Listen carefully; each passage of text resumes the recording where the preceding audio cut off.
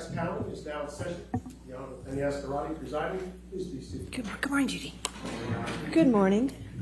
All right, before the jury comes out, I just want to let you know for planning purposes, I plan to go to 5:30 today because we lost a little time throughout the week. So we'll go to 5:30 today. And then starting when we come back on May 16th, I want to start at 9 o'clock, okay? So we'll be going 9 to 5, starting for those last 2 weeks, just to give us a little bit more of a factor there so we can get all our time in, okay? All right. Okay, yes, ma'am? Just two exhibits, the defendant 167 and 170. I already given One defendants 167 170. and 170. Okay, perfect. We're still working with counsel on redactions on one of the plaintiff's statements for that. Okay, all right, so we got those two. All right. Anything else before the jury comes out? All right, thank you. Give the tray.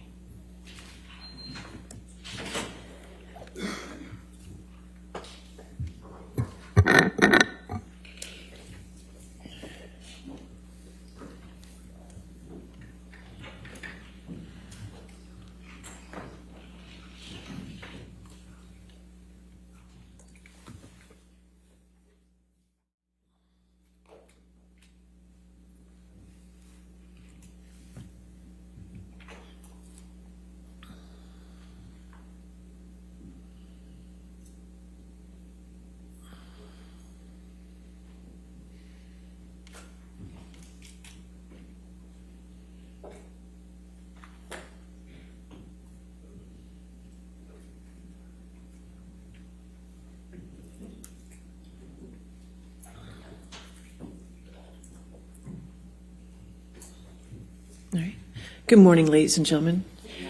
I just want to let you know that today we're going to go till 5:30. So I just want to let you know at the beginning of the day that we'll be going till 5:30, okay? All right. Thank you. All right. Your next question. Yes, ma'am? Thank you, Your Honor. Amber, when we finished yesterday, we were talking about the Bahamas and the yacht and flying off in a helicopter. I'm going to just ask you to take a look at, Michelle, if you can bring up Defendant's Exhibit 1091.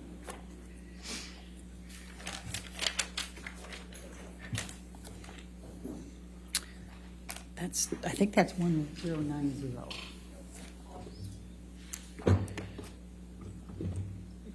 Scary that I would know that.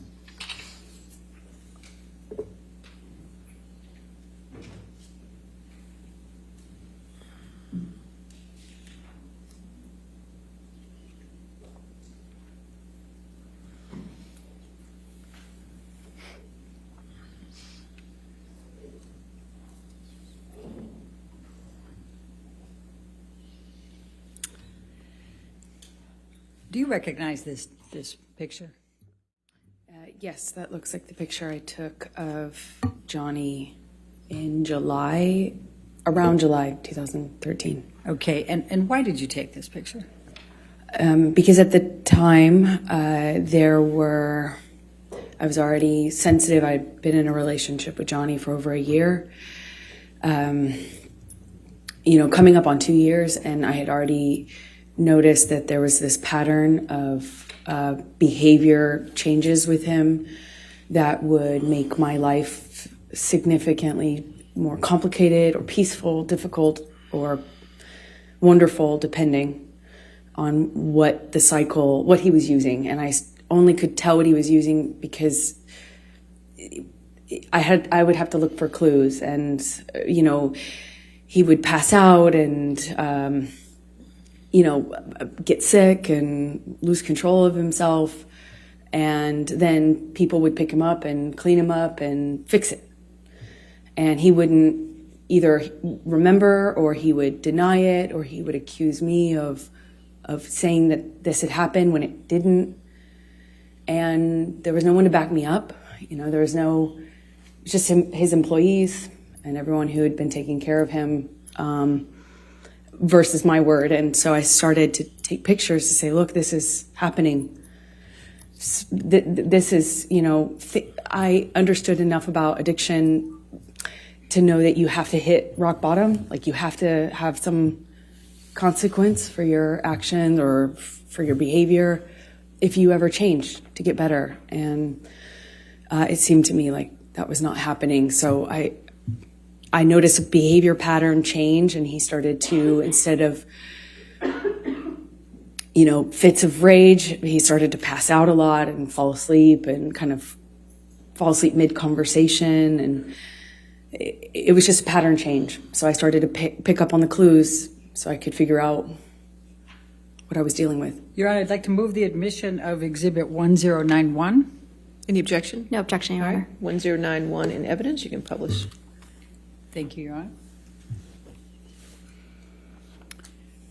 And Ms. Hurd, and what is depicted in this picture? Please tell the jury. Johnny passed out on the island where we were vacationing. He had a bit of a stint of sobriety right before this, and it started to change with his friend Paul Bettany. And yeah. Okay. Now I'm going to ask you, Michelle, can you bring up Defendant's Exhibit 1095? We talked about March 2013 yesterday, and I just wanted to bring this up quickly.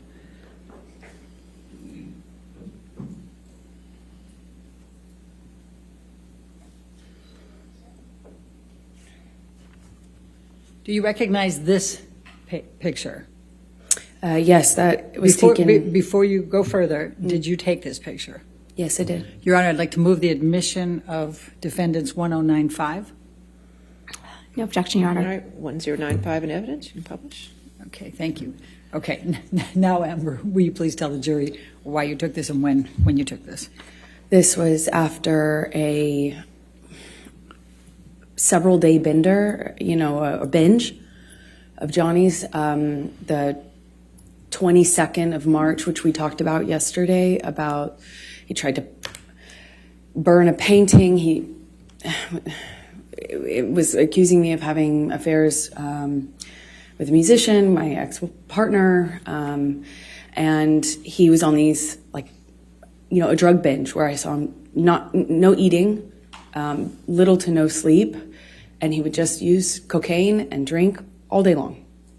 Okay. And that would go for a period of time, and then a major blowout, and then he'd get sick and pass out, and then feel really awful, and often, including this time, would start a period of sobriety after that. Okay. Now I'm going to take you to mid-July 2013, the Tokyo press tour for Lone Ranger. Can you please tell the jury about that particular trip and the events relating to Mr. Depp? Sure. He was promoting Lone Ranger, and I had just met his kids at the premiere in Los Angeles shortly before this tour started. They found out about me. Amber, I'm going to just ask you not to go through that. Sure. Just take us to Tokyo, please. Okay. So I believe we went from that stop to Tokyo with the kids, and he had difficulty with drinking in front of them. He was trying to hide it, and yet he was dealing with some stress around his career. I didn't have a lot of details, but he was drinking at the restaurant, and the kids were kind of, noticing, but not really sure what to make of it. Objection calls for speculation and hearsay. She didn't say what they said. I'll sustain us to the last Okay. part of the answer. Okay, please continue, but don't say what they said. Okay, the kids said. Anyway, Johnny became upset with me for judging him. He was, it was like I couldn't win if I didn't do anything, if I didn't say anything to him about the drinking, if I didn't acknowledge it, it got worse. If I did acknowledge it, it was my fault and I was nagging. And I get it, I wouldn't like to be told what to do either, but it made him really angry, and the kids were on this press tour, and I was just concerned about them. I was concerned about them hearing us. Johnny screamed at me in the hotel room, and all I could think were the kids were in an adjoining room. What if they could hear us? I had just met them, and I didn't want them to think poorly of me. and hate me, not knowing what was going on, in our behind closed doors. I remember it was name calling, and he eventually passed out. Do you recall what names he called you? Do you recall what he said? I heard at this time nagging bitch all the time. Called me a cunt. He even said that he made a mistake with me, and that he didn't want to, that when we touched back down, he'd get rid of me and I'd go back to, he said some disgusting things to me. I don't know if I need to repeat it. Okay, let's go. Michelle, can you bring up Defendant's Exhibit 1090? You indicated, I think, that he passed out at the end of that. Did you take this picture? I did. Okay. Your Honor, I'd like to move the admission of Defendant's Exhibit 1090. No objection, Your Honor. Thank you. 1090 in evidence. You can publish. Thank you. And where was Mr. Depp when you took this picture? He was passed out with his head in a table in the hotel room, in our hotel room, not the kids' hotel room, in Tokyo, on that press tour. All right. Now I'm going to take you to August 2013. What, if any, discussions did you start having with Mr. Depp about moving in with him? Well, after this, I was getting close to his kids, and he had a stint of sobriety shortly after that, and it felt really good again. And shortly after that, he started suggesting that I let him rent my apartment for the vultures. That's what he called the press. And he said now that we were like a known couple, now that it was out in the press, that my apartment wasn't like safe effectively for me. And I had a modest apartment in Los Angeles. And so he started saying I needed to have security on me, or we'd rent out the neighboring houses because of the vultures. And it was a conversation, and then that conversation evolved into I should move in with him. Always wanted me to go with his security guards, wanted me to have his credit card. Obviously, I wouldn't accept that, but the conversation about moving in became, hard to resist, because I was increasingly becoming a part of his life, and also loving his family, and feeling like, more stability would mean more stability with him and his struggles with drug and alcohol use. And I thought I would minimize some of the jealousy and insecurity that he had. It was hard for me to justify working. Every audition, every meeting, every script I got was a negotiation or a fight. I had to justify it like as if I was saying, hey, let's have an open relationship. It was, and I thought that would be minimized if I could make him feel more secure. But, if we live together, certainly there would be more security, right? And that was my reasoning. So you talked about still reading scripts and things. What, if anything, did you do differently in terms of pursuing your acting career? Well, I've always been really independent, and I've never imagined not working. I've worked from the earliest time I can imagine. I come from, parents who worked until they literally couldn't anymore. I never imagined myself having to explain my job or justify my job, but I did, and I am independent, and I see myself as independent and strong-willed, and I had to bargain. Every time I'd get a script, it would be, I thought you weren't taking another job. I'd always say, are you kidding me? That's crazy. I have to work. I support my family. When I moved out to LA, I'd get a check for a gig, $600 or something. I'd save half for me, send half to my family. I kept having to justify taking work by saying, I'm supporting my parents, I'm supporting my sister, I'm supporting my family, I have to work. And he would say, you don't have to work, kid, let me take care of you, my woman doesn't have to work. And that sounds really sweet and really romantic in some way, but it became a real fight. Every time I got a script, it was what kind of, how I was dressing, what kind of behavior I'd have, how did I have a sex scene?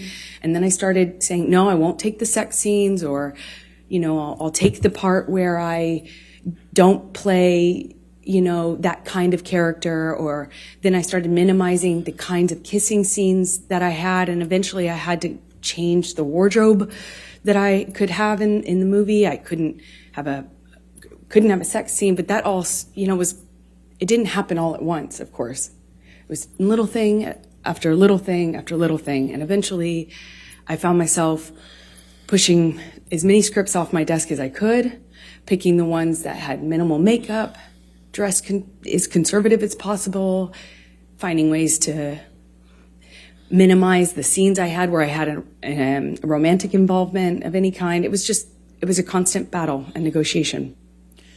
So let me take you back. Did you, as a result of your discussions with Mr. Depp about moving in, did there come a time that you did move in with him? Objection leading. Overruled. Thank you. Yes. Please, and let me ask you this. You've talked about penthouse, we've heard a little bit about penthouse appointments and suites. Could you just explain to the jury the different places that Mr. Depp had in Los Angeles and what they were called, just so we have some context here when we're going through all this? It's a little confusing, I imagine. He had about, I think, 4 or 5 mansions in this beautiful, border of Beverly Hills and West Hollywood, and they were all on a cul-de-sac, and we called it Sweetser, because that was the name of the street. And there are 5 houses, I think 5 houses, it could be 4, all, effectively, he had the whole street. Then he had about 5 penthouses downtown on the same floor of the Eastern Columbia building, which you've heard about, the ECB. And Sweetser was, Johnny's kingdom. One of those houses was like a whole house was his man cave. It was a studio, and it was where he made music and hung out. And we spent some time in there, but that was effectively Johnny's, place. And then there was the downtown places, and they were effectively empty save for some furniture and one of Johnny's friends, Isaac, who you met, and he lived there some point before Johnny and I eventually decided to move in together. Let me just stop you there. I just want to make sure we're clear. Are we talking about the penthouses, or are we talking about suites here? Isaac lived in the penthouses.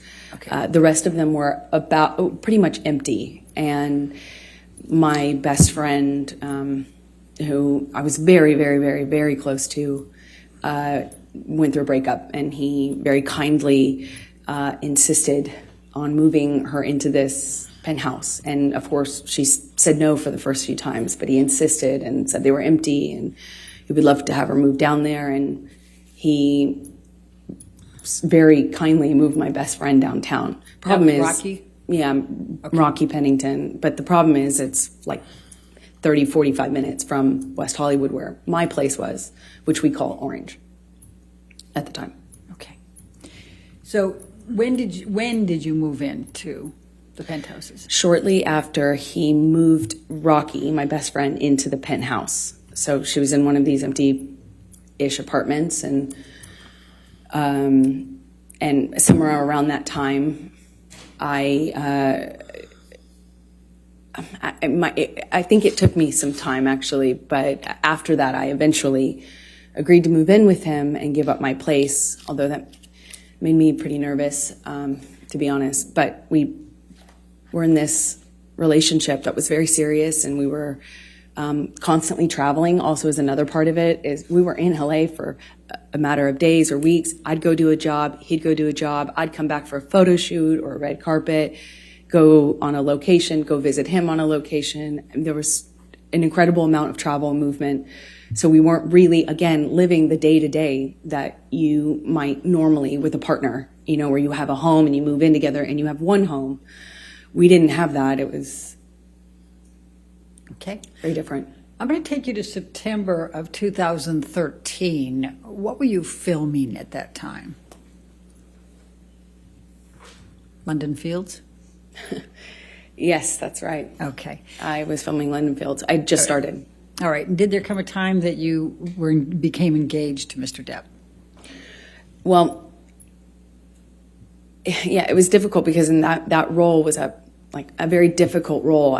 I mean, every time, every scene that involved sexuality or romance was like, I'd look at that on the page and it felt like I'd feel my gut tighten because I knew it was going to be an issue. But Johnny dropped me off. I gave him the script. I sent him pictures of what I was wearing in my wardrobe fittings. I sent him everything. I shared my script with his team, and the fighting eventually kind of minimized. It was clear I was going to do this job, and I told myself I had to do this job. And Johnny had to go to London, I think, for some pre-production stuff for a movie he was going to do a smaller part in. I think it was called. I think this was Into the Woods, is my best guess. So he dropped me off in London, and when he dropped me off in London, we had a few days at this hotel that we first,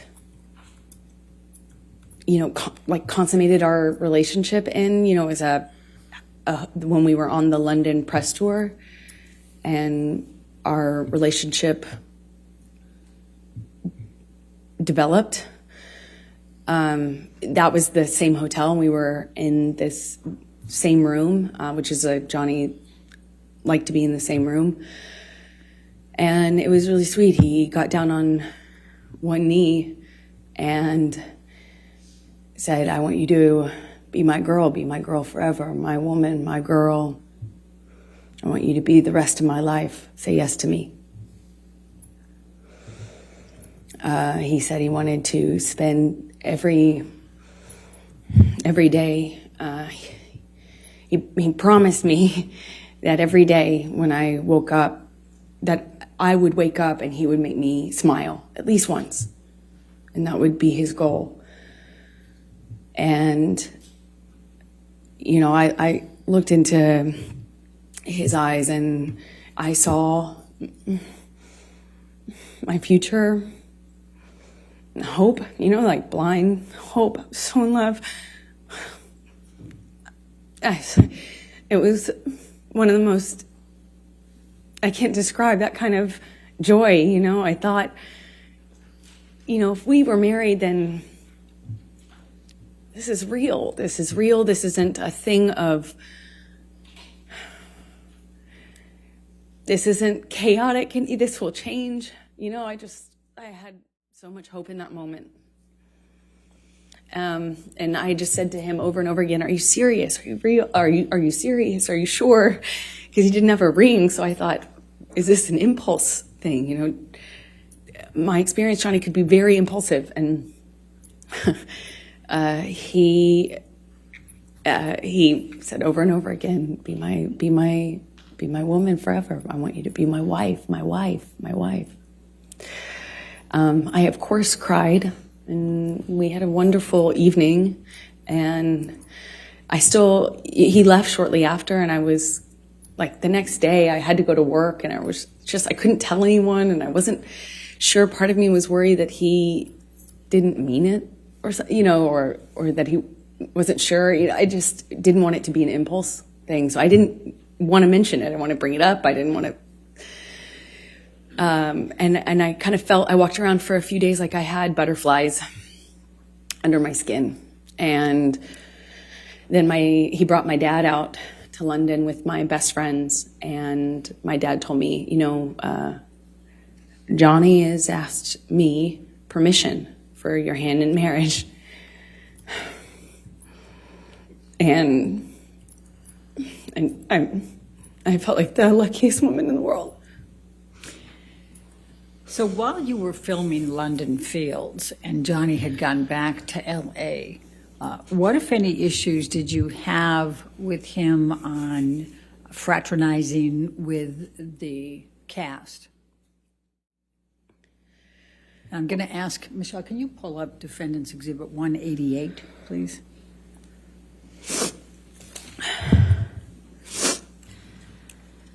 Your Honor, I'm going to object on hearsay. Your Honor, I'm going to, let's pull up 188A. I've redacted everything but what Mr. Depp says. All right, let me On just take a look 188A. at 188A. That's submission against interest.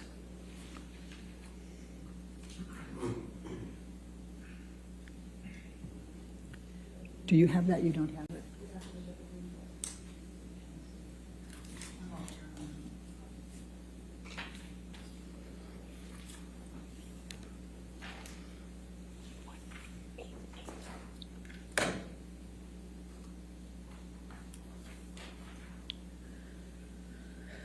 Give that a minute. While they're working on that, can you tell us what transpired between you and Mr. Depp when you wanted to do something with a cast member? So, as I said, he came to London for his own work, and also dropped me off in London, where I had to be for a few months to film this movie. And he asked me to marry him.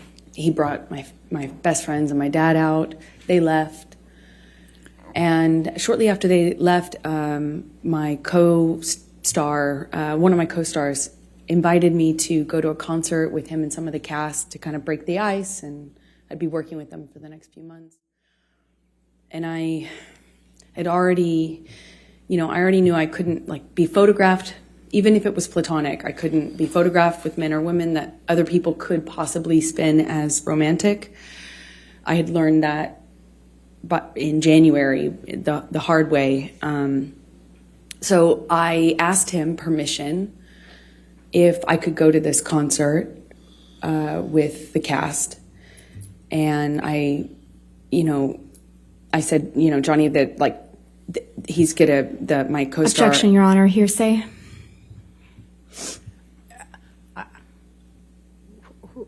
Don't tell us what the co-star said. Just tell us what your communication was with Mr. Depp. Objection, hearsay.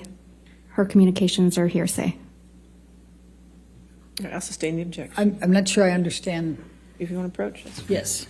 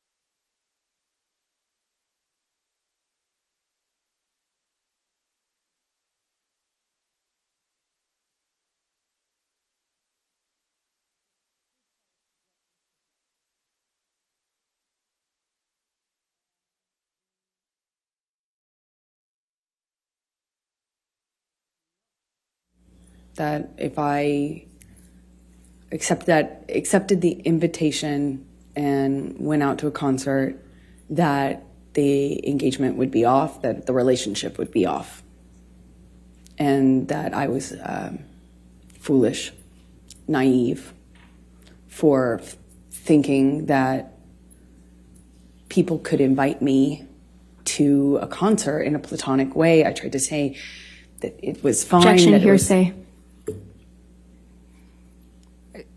She's testifying about what Mr. Depp said. I don't understand. All right, I'll overrule that objection. Please continue. Yeah, he said I was foolish and naive, that no one could invite me to. How could I be so dumb to think that somebody could just invite me to a concert? Why would they want to hang out with me? Obviously, it was because they wanted more from me, and that I probably wanted more too. I was basically asking for it. You're going to go backstage. What are you going to say to the band? And then I know how this plays out, and who's the other girl going to be there? And how could you be so stupid? How could you be so foolish? You're more naive. You should be smarter than this. And I apologized. That whole evening, I think for a few hours, I spent on the phone with him, texting, calling, or talking, hanging up. He'd hang up on me, be upset, and then send me cryptic messages about my foolishness. And, I'm already doing a movie where I play this, character where I was empowered. Like, I read the script and I thought this character was empowered sexually. And by the time I got Johnny's feedback on it, I had been convinced that actually I was just being used. I was just being used. It was clear that was all I had to offer, and I was too foolish to see it. And I had Amber, I'm just going to stop you right there because I'd like you to take a look at Defendant's Exhibit 188A. Mm-hmm. Is that in front of you? Do you recognize this portion of the text chain between you and Mr. Depp? Yes, I do. Okay, and this is on September 9, 2013? Yes, it is. Okay, and are these statements Mr. Depp made to you during that evening that you just described to the jury? Yes. Your Honor, I'm going to move the admission of Defendant's 188A. Any objection? No objection. All right, 188A in evidence as redacted. Do I have that redaction, or is that something you need to give me? I think we're going to need to give it to you Okay. hard copy. All right, thank you. Thank you, Your Appreciate Honor.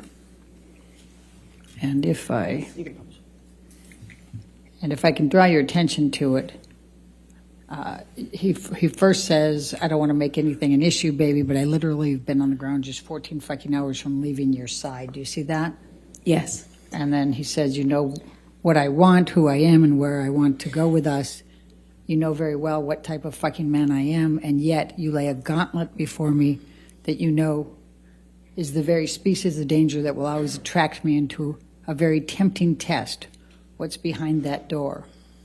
Almost impossible to, I think he meant not take you on. You want me to roll the dice? This sounds more like an aggravated ultimatum than soft words that could help us make both feel better. Don't test me, please. Did he tell you that? Yes, he did. And what did you understand that to mean? It was clear. It was a threat that if I wanted to be. Objection, speculation. I think she can say what she understood it to mean. I'll sustain the objection. Okay. All right. Let's move on then to the filming of Mordecai with Mr. Bettany in October, November 2013. Where did that take place? In London. Okay. And what, if any, involvement did you have? Were you there for any part of that filming? For part of it, I happened to be in London already for the film I was just telling you about. And Johnny came to London shortly after to film his own movies. He did the smaller, I think it was a smaller role in Into the Woods, and then he was filming Mordecai after that. So after I finished my movie, I moved in with him into his house in London, a rented house in London. Okay. And describe your experiences during that time period with Mr. Depp. It was really touch and go. He was filming with Paul Bettany, and there were days when he wouldn't come home, or they couldn't get him up out of on set. He'd be asleep in his trailer, sleeping whatever he'd done the night before off. I remember he missed a few days of work that way. It struck me because in my experience in our job, you don't miss work.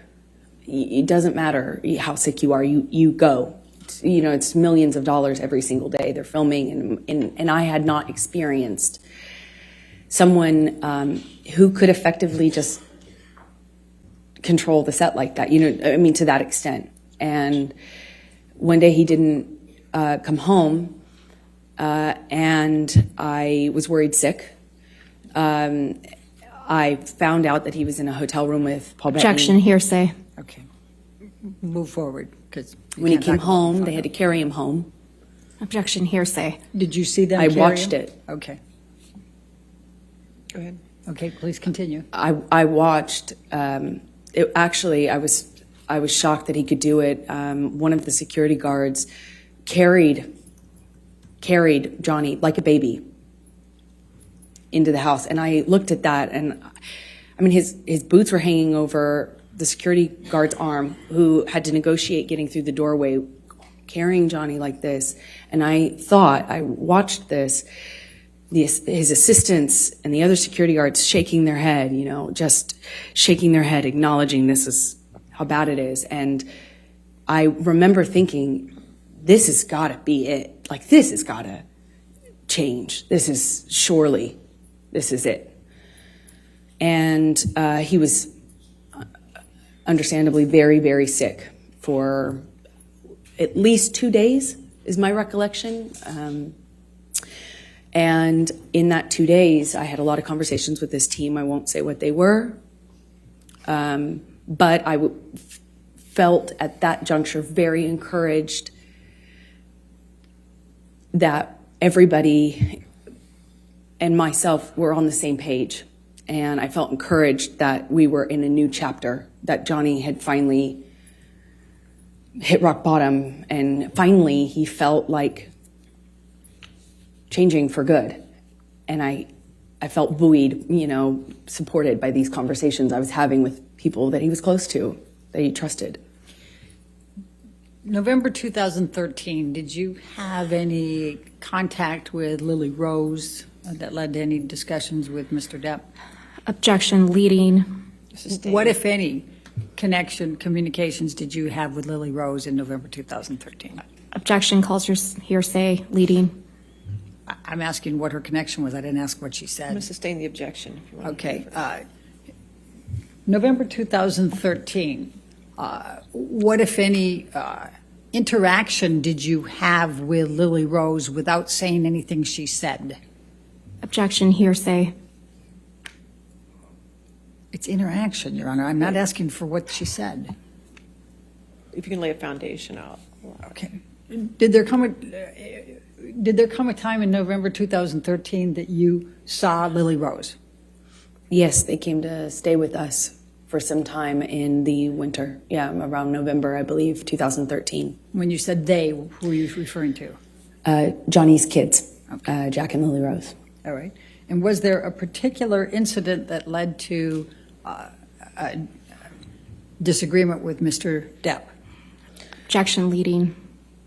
Sustained. What, if any, interaction did you have with Lily Rose that led to an argument with Mr. Depp? Objection, leading. That, what, if any? If we approach from this.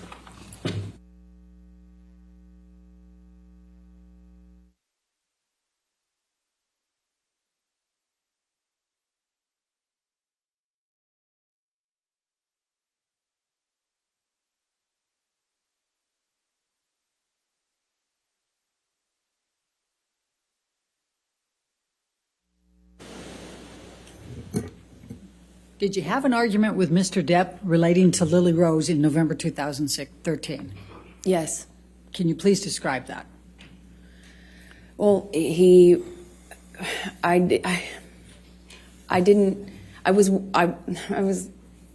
these kids were, I found them to be these beautiful, wildly intelligent little weirdos in the best way. They were,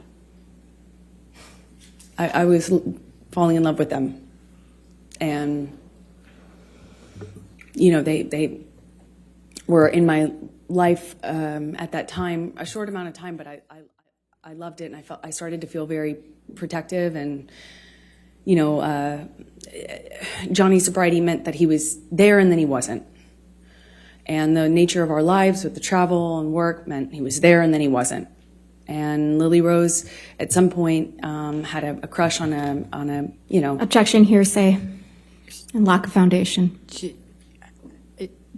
I'll overrule for them. Thank you. Please continue. This argument happened because Johnny was. I didn't agree that this gentleman, it was a famous musician, over the age of 18, spent the night at the house, and I felt protective over Lily Rose and concerned. And naturally, they were not my children. It's not my place, and I understand that. I know it's a sensitive subject, so I understand why Johnny got so upset with me. But that and the introduction of the weed with his daughter, she was so young, I just felt protective. Again, it's not my place. I understand that, and I made him really angry by weighing in on that. Did there come a time that there was a family engagement gathering? Well, we celebrated Thanksgiving out in London. The kids were there. There was a stint of sobriety following how sick he got on set with Paul Bettany. After one of his drug binges, and he kind of just came alive again. He even played a prank on me about having relapsed when he hadn't relapsed. I started to kind of feel that with the kids being around. I did think that maybe this was it. We were on a good path. Meaning to sobriety, that this was it, and our life was peaceful for a minute. It went back to being wonderful.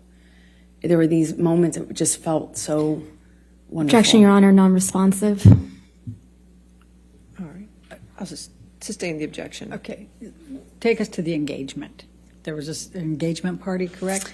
Then, yes, come Christmas of 2013, Johnny had rented this beautiful mansion in Malibu on the beach.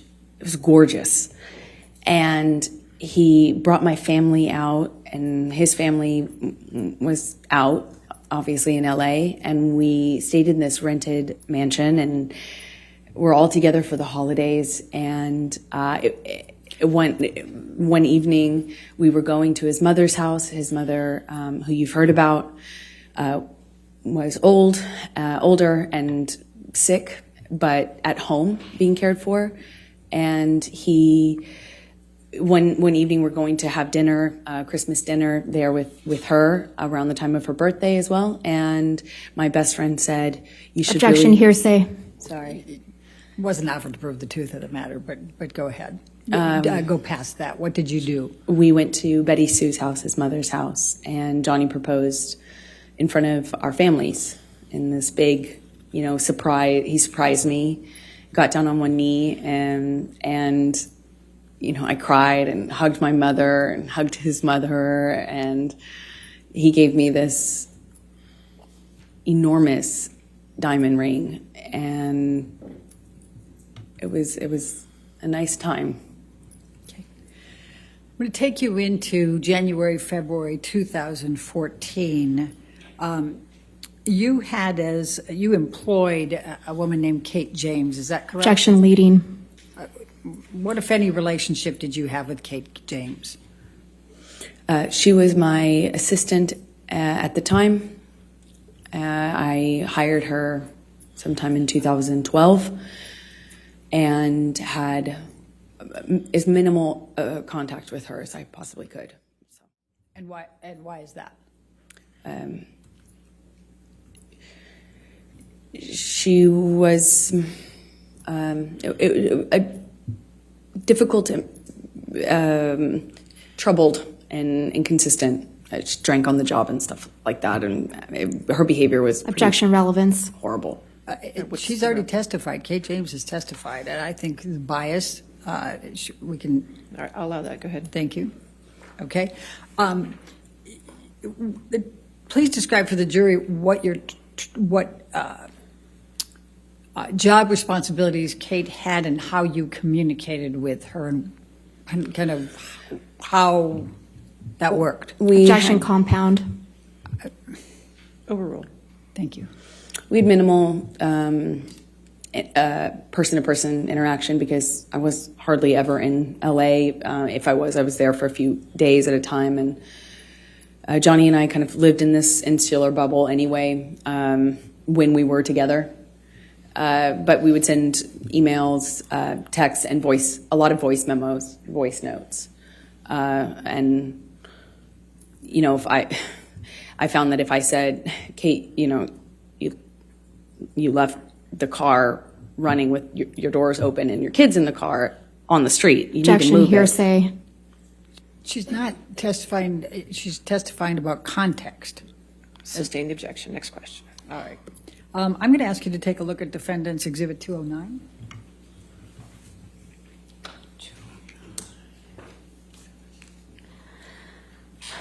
Your Honor, I'm going to object on hearsay grounds.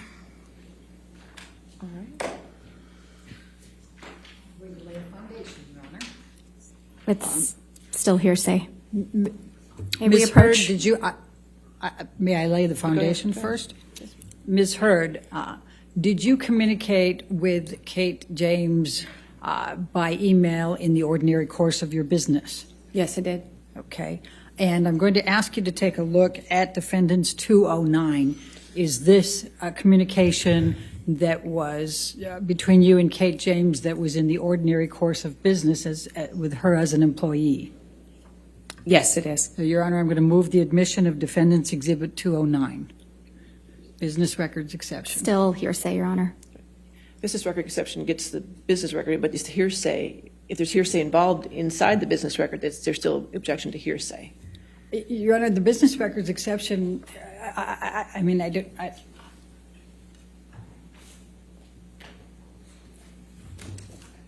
don't agree. I think that's the point If you that wanna- if you hearsay wanna can. approach.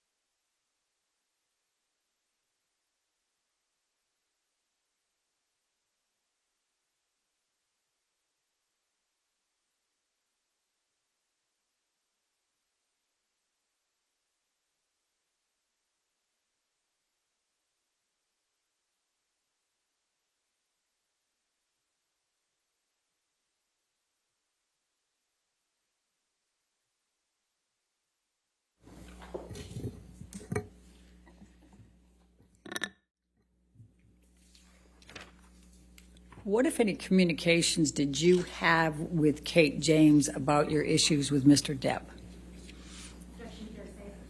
Objection hearsay. Your Honor, Ms. James has testified. I'll sustain the objection. All right, well, we can take that down, Michelle. In the February, I'm going to jump to February, March 2016. What, if any, communications did you have with Mr. Depp about a prenup? Well, after the engagement, but before the engagement party, I started to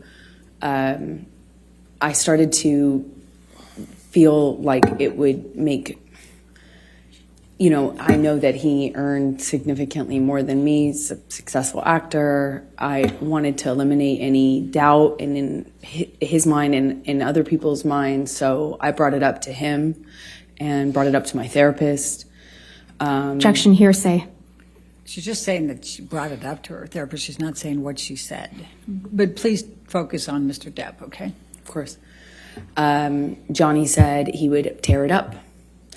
He said, if you ever brought one up to me, or if I ever saw one, got my hands on it, I'd tear it up. Only way out of this is death. Only way out of this is death. And I thought it would, like, I didn't care either way, but I did feel that it would eliminate suspicion or doubt, and it would make things easier. And I told him over and over again, are you sure? Are you sure? Maybe we should do this. And one time he said to me, he's like, kid, are you already thinking of how you're getting out of this? Are you already planning to get out of this, kid? You already planning on leaving? It was around the same time as the moving in together conversation. He accused me of having 1 foot out. And they kind of were happening around the same time. I still had my apartment and we're engaged now. He was asking me to redecorate Sweetser, his main house, and kind of move into the ECB building downtown where my best friend was living at this time. While the decorations and the remodeling had been done on Sweetser. And so these conversations were kind of happening about how to build our future together and how we were going to move forward together. And I would have forgotten about the extent that we had those conversations early on in the engagement if it hadn't have been for my therapist's notes. I'm sorry, if it hadn't been for your what? If it hadn't been for my therapist's notes, which were Okay. taken at the time when I was talking to her about this and my conversations with Objection Johnny. hearsay. Okay. I'll sustain the We'll move objection. on. Okay. Let's take it to March 2014. Did there come a time there was an engagement party? Yes, so it was March 2014. Please describe for the jury. We had an engagement party, and we decided that when we did get married, we'd have a small wedding, something intimate. But, our lives were kind of big. His life was extremely big. And we needed to we wanted to have a bigger engagement party than a wedding, and kind of get our guests in, our family, our friends, and have a big event of it, as opposed to making the wedding something that was big. And so we kind of put it on the engagement party and had a bunch of people, a lot of friends, business acquaintances, a lot of family. I had all of my family friends and my childhood friends come out for it, and I even invited my therapist. It was, a big event. Okay. And describe what took place at the engagement party. We walk in together and we took some pictures and said a few hellos, and then Johnny disappeared upstairs in, I guess it's like a coat room or something. It was in a big abandoned building that was rented out for events. And he had disappeared upstairs almost the entire party, I would say. It was kind of came down at the end when we were leaving, and came down once because he was at the time sharing drugs with my dad. Objection. Speculation. Lack of foundation. How do you know that he was sharing drugs with your dad? I was there. I watched it. Please continue. My dad at the time was was addicted to the same thing Johnny was. And so my dad had, either my dad ran out or Johnny ran out. I can't recall which of the two ran out, but there was they needed more, of course, and had to leave the party. My dad actually left with Johnny's security to go get more drugs from Objection. West Calls for Hollywood. speculation. How do you know that? They told me. Hearsay. Sustain the objection. Okay. And they left to go whatever, and then they came back with drugs, and everything was okay in terms of the withdrawal symptom of I don't know what you call it at that point. But he still stayed upstairs. And Are you referring to Mr. Depp? Yes, I am. Okay. Please So continue. shortly after that, I tried to get Johnny to come downstairs, and he just snapped at me, just verbally told me to shut the fuck up. And I remember talking to my mom about the irony of it. Okay. We were at an engagement party, but that was pretty much it for the engagement party. And I went downstairs and entertained guests and smiled and took pictures and put on a face and went about my evening. All right. I'm going to take you to May 2014, the Met Gala. Could you please tell the jury what a Met Gala is and what's involved in that? Objection. Compound. Overruled. Met Gala is a big event, annual event, celebrity event in New York. It's a fashion event, but it's just a major red carpet event. And you have to be invited, and it's kind of a thing, and we were invited that year. And I had already gone for the previous year or two, and this year we were going to go together. And at some point in the evening, we're sitting across the table, and Johnny starts asking me about this woman. He thought I was looking at this woman in a sexual way, and I kind of turned it around on him and said that exact same Objection. Hearsay. All right. It's context, Your Honor. This is context. Sustain the objection. Okay. Just say what Mr. Depp said then. I guess you can't tell us what you said to him. Okay. He was accusing me of flirting, and that's how the argument started. I don't recall what other accusations I was fielding at that moment, but typically in my experience with him, it wasn't just one. So you'd make a point, and then he would go on to a different accusation. But I remember that what started it is this accusation that I had been flirting at this event. We get back to the hotel room, and Johnny shoves me and kind of grabs me by the collarbone area, like not really my neck, but top of my neck, above my collarbone, below my neck. I think at that point, when we were still in the living room, I shoved him back, but I don't really recall too many specifics. I remember he threw a bottle at me. It missed me, but it broke the chandelier. And at some point, I remember maybe this was the shove that I was talking about, but at some point, Johnny and I are in a struggle in the living room, and he kind of like shoves me down on the sofa, and I get up and I'm trying to get him off of me, and it's just stronger than me. I don't know how else to describe it. And at some point, he just whacks me in the face. And I had not, at the time, been, I I think that was the first time I was like, is this a broken nose? At the time, I was unsure what that feeling was, but I suspected I had a broken nose. And other than that, I was relatively unscathed. But I remember my nose being swollen, discolored, red. And I took a picture of my face at some point and made a joke about it to my friend about how bad I looked compared to how the red Objection, carpet. hearsay. It wasn't offered to prove the truth of the matter, Yes, sir. I'll sustain the objection. Okay. Okay. Just don't say what you told a friend, okay? Okay.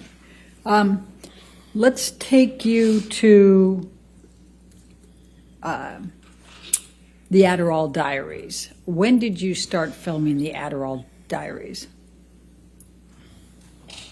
Believe May. I filmed another movie in New York, March, April, May. I went straight from that movie to another movie, an independent film with James Franco. The one I had previously shot was with Christopher Walken. That's right. Okay, so I went from one to the other and saw Johnny in these, in between. Like if I got a long weekend or, I'd fly home to be with him and then fly back. It was kind of like that. Fly back from where? Where were you filming those? In New York. Okay. And where was Mr. Depp at that time? Johnny was in LA at the time and then eventually went on location for his movie, Black Mass, in Boston. So you were in New York and Mr. Depp was in Boston at some point? Eventually, by May 2014. That's it. All right. And what, if any, discussions or arguments did you have with Mr. Depp relating to James Franco in that time frame of May 2014?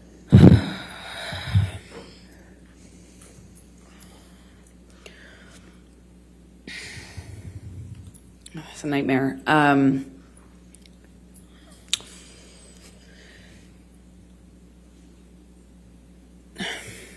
I wanted to do this independent film. I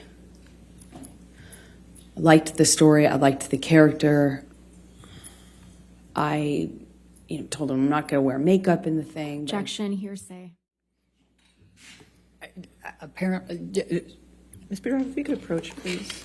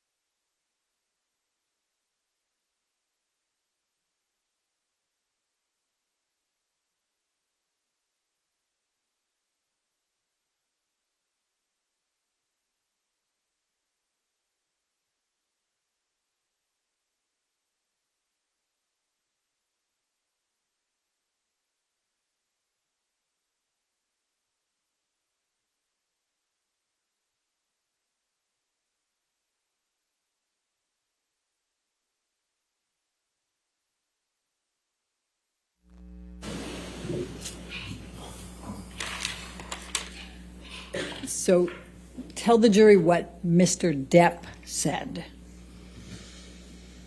He was mad at me for taking the job with James Franco. He hated James Franco, and was already accusing me of kind of secretly having a thing with him in my past since we had done Pineapple Express together.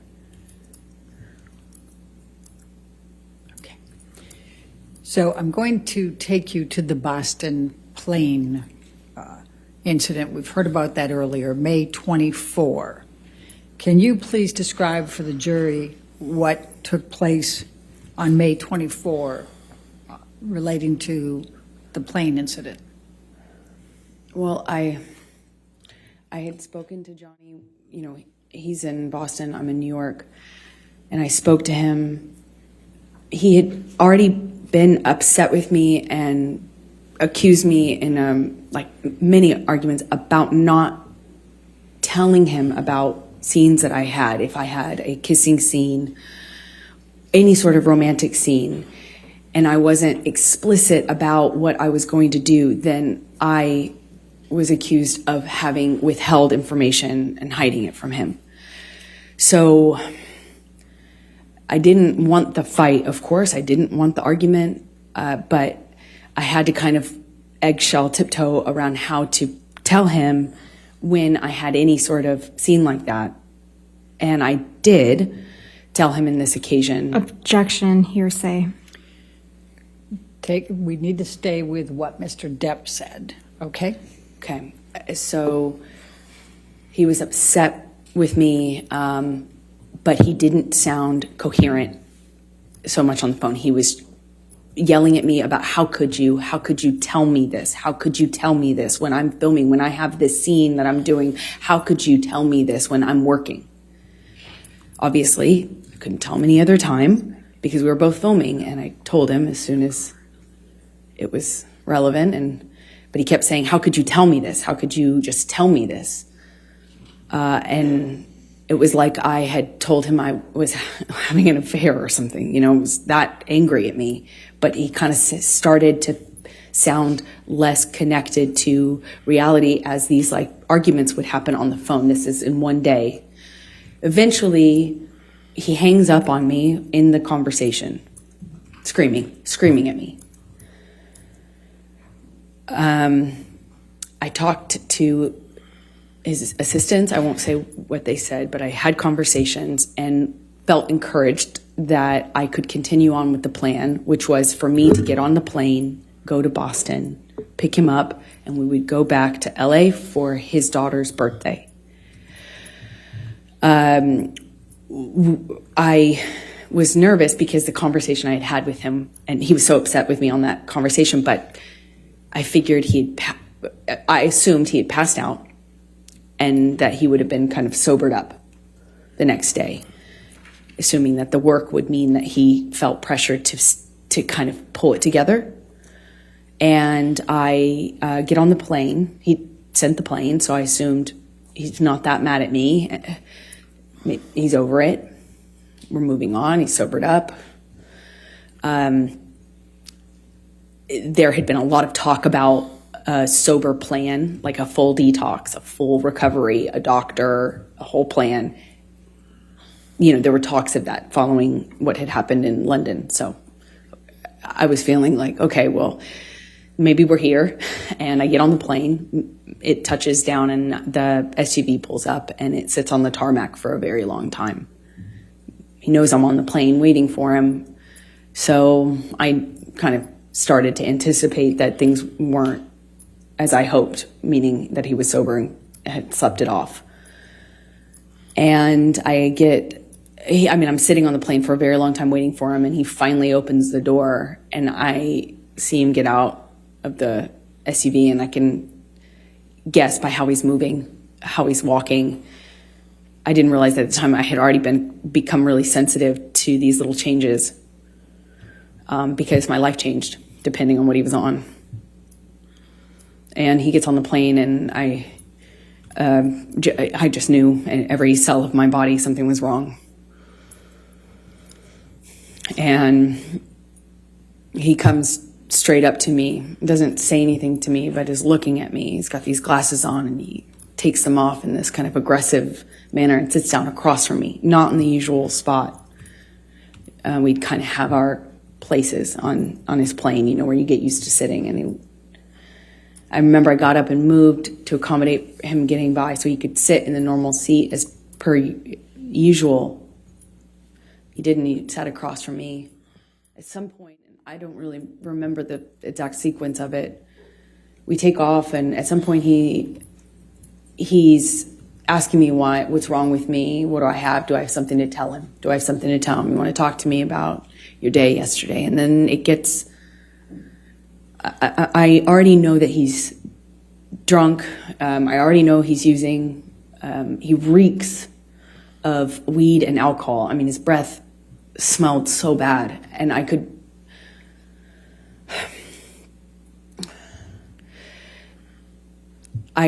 anticipate that there was a no-win situation here. There was no me talking myself out of this or talking him down or any, a lot of my arguments and my involvement in them are me trying to diffuse by explaining or Objection, non-responsive. She's telling the story, Your Honor. I'll sustain the objection as part. Go ahead. Okay. So he is asking me questions, and I know to not engage. I was polite. I made sure to answer minimal amount of, the minimal amount that I could. I moved slowly. I was trying to be polite, but not engage because there was no win. And he kept going, kept asking me. Eventually he went from, do you have something to tell me, to, you want to tell me how much you liked it? Tell me, did he slip a tongue? It got worse and worse, just more. It went from asking me about how my kissing scene went or how the sex scene went to asking me what James Franco had done in the scene, to being really explicit about my body. He was talking about he was saying really disgusting things about my body, about how I liked it, how I responded, and then he started just straight up taunting me. I know you liked it. He called me a go-getter.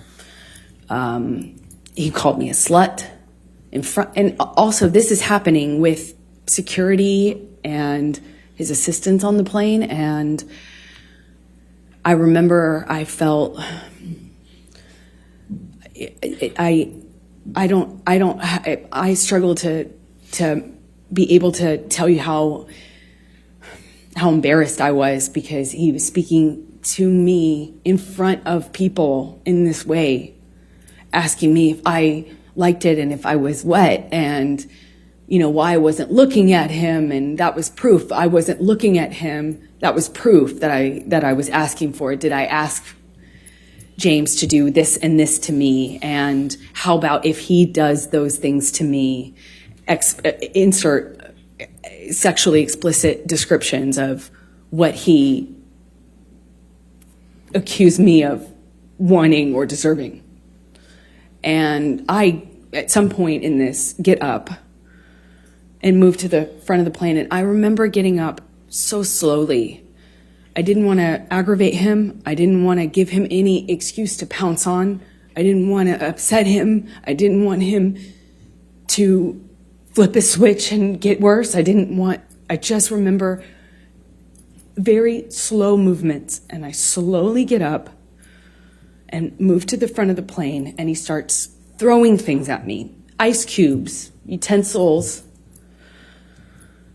He's calling me a go-getter, and then an embarrassment, talking about what an embarrassment I am. I don't know how many times I moved seats. I wish I did. I remember moving more than once, and Johnny came to me each time, not the other way around. He sits down in front of me at one point, and because I'm not answering him, I was looking out of the window, and he slaps my face. And his friend is in our proximity. And it didn't hurt my face. It just felt embarrassed that he would do that to me in front of people. It was the first time that anything like that had happened in front of somebody. I got up to move again, and he's just taunting me, having a laugh, screaming, and then just straight up mean, calling me names. And it was oscillating between those things. And I get up slowly again, and I just resolve to just sit the rest of the time up at the front of the plane. And as I get up, he kind of kicks the swivel chair into my hip, kind of just hits me. And I look at him, and he asks me, what are you going to do about it? I just stared at him. I just stared at him and wanted him to see me. I wanted to get through to him. Didn't feel there was it felt like there was a blackness in his eyes. I wanted to look at him. I wanted him to see me. It didn't even feel like him. And as I'm walking away, slowly, trying not to be, I was being very deliberate about my movements, wasn't saying anything, I wasn't engaging. I am walking away from him slowly, and he tells me to hurry the fuck up. Hurry up. And I just look at him one more time, wanting to penetrate the monster to see the man that I love underneath that. The man I loved. And he tells me to hurry up again. And I pull my gaze away from him. I walk away from him. My back is turned to him, and I feel this boot in my back. He just kicked me in the back. I fell to the floor. I caught myself on the floor, and I just felt like I was looking at the floor of the plane felt like a long time. And I thought to myself, I don't know what to do. I can't believe he just kicked me. No one said anything. No one did anything. It was like you could hear a pin drop on that plane. You could feel the tension, but no one did anything. And I just remember feeling so embarrassed. I felt so embarrassed that he could kick me to the ground in front of people. And more embarrassing, I didn't know what to do about it. I got up and I walked to the front of the plane. I sat down and I just looked out of the window. And Jerry Judge Security and my friend both kind of under their breath asked me, "Are you okay?" Objection, hearsay. I spent the rest of the time looking out of the window. Sustain the objection. And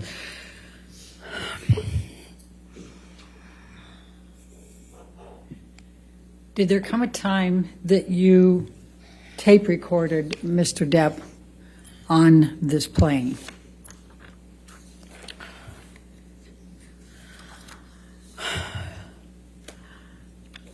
I want to sit here and say that I was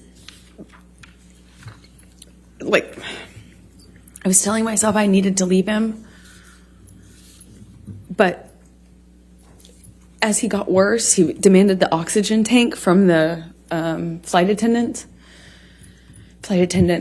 excuse me. And he continued to drink and then eventually started howling like an animal and passed out in the bathroom with the door locked. And was howling, and I at some point pushed record on my phone because there was that 5% part of me. Objection, non-responsive. I don't think it's non-responsive. She's explaining what led up to her tape recording him and why.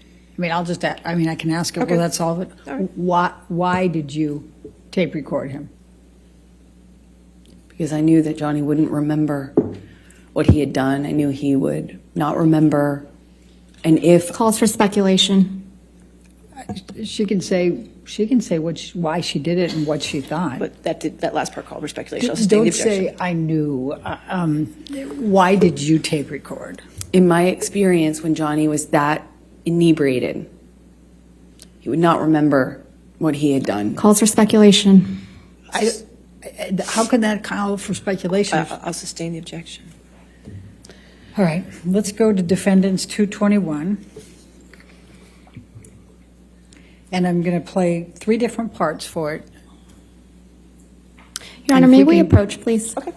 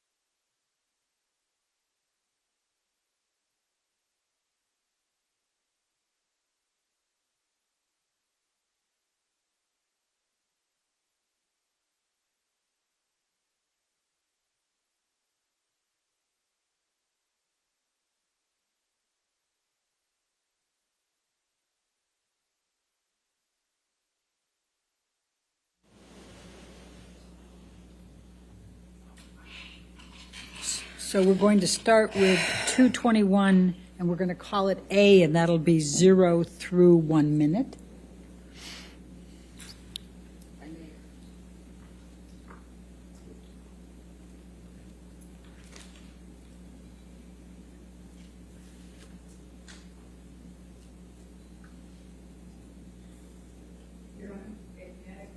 Okay, sure.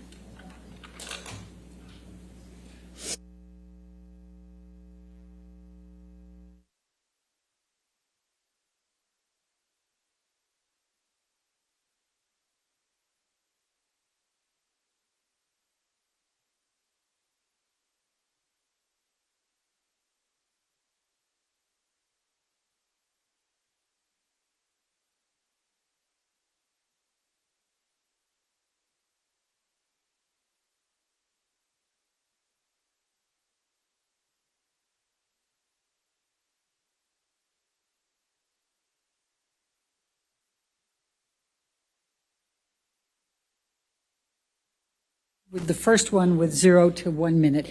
And can we turn up the volume just, I mean, there's part of it that the noise of the airplane is a little bit loud, but to be able to pick up the noise. Keep an eye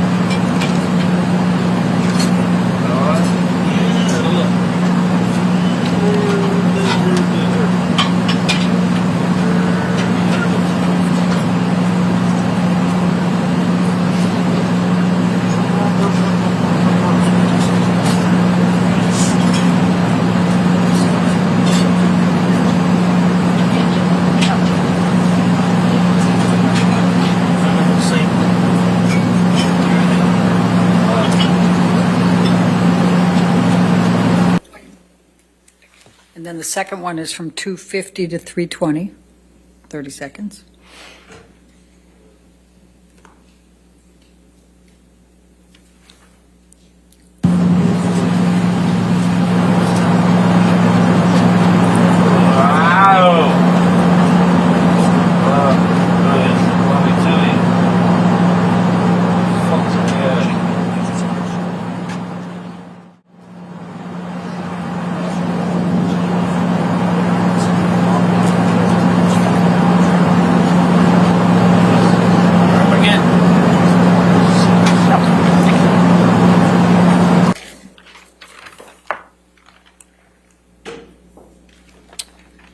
You, 221 is in evidence. All of 221 is already in evidence. So may I play the third one then, and then we Yes. can take the break? Yes. Thank can you. play- That would be at You can play 9. all of it if you'd like. That's fine, thank I you. think that'll torture the jury if I Okay. do that, Your Honor. 9:30 to 10, just 30 seconds more.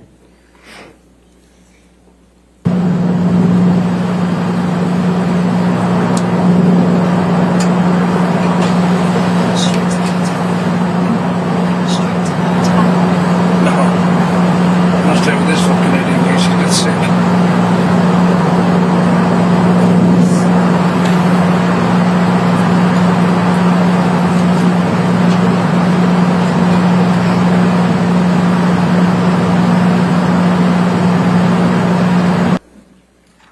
All right, and you can be changing gears after that, or do you have any more questions for this issue? No, I think this would be fine Okay, for a break. all right. Ladies and gentlemen, let's go ahead and take our morning break then. Just do not do any outside research and don't discuss the case with anybody.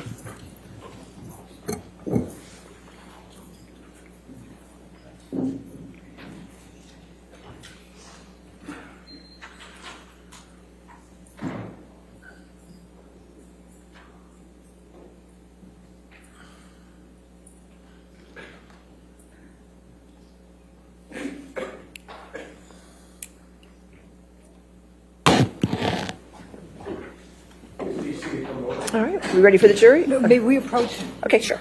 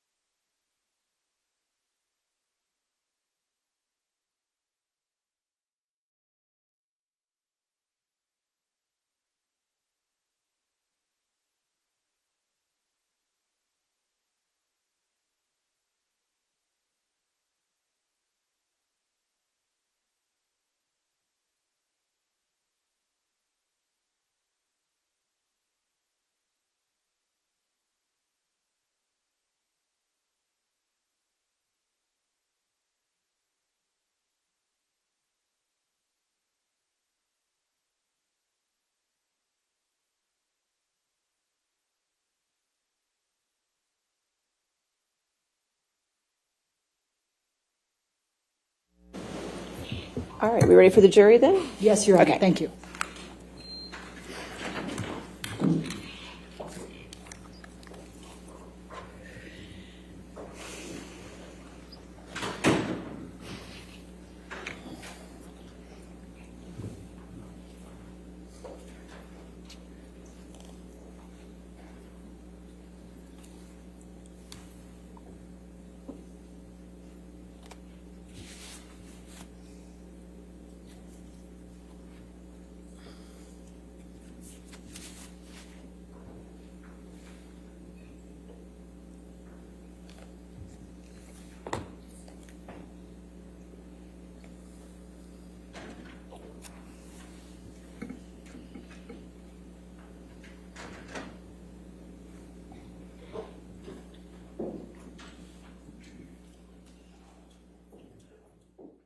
All right, thank you. All right, see your next question.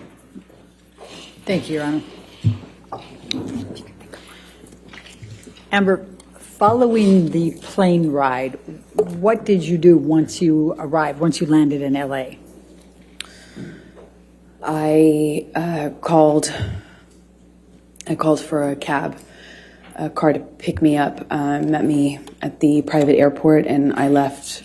I got straight off the plane as soon as we touched down. Johnny had been saying what he would do to me once we got on the ground, and I didn't know how long this cycle would last, so I wanted to just get out of there. I went to a hotel and called my friends to join me, which was my coping strategy at the time. Okay. I'm going to ask you to take a look at Defendants 204.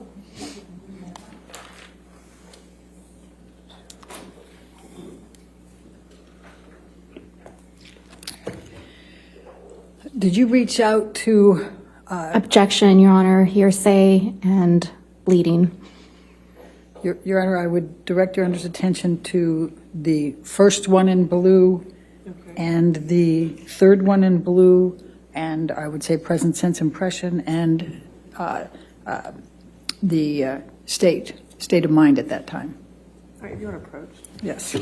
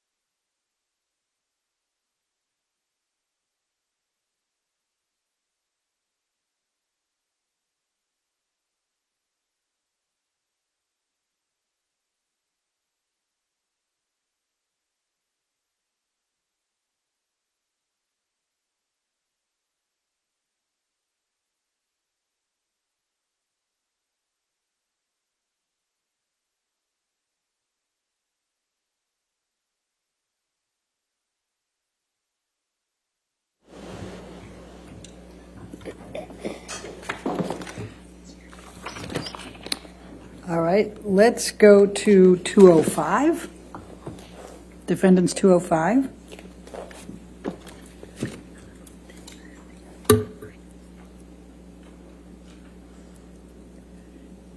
And this is a communication between you and Rocky Pennington, your best friend, is that correct? That's correct. Objection, hearsay. You want to approach?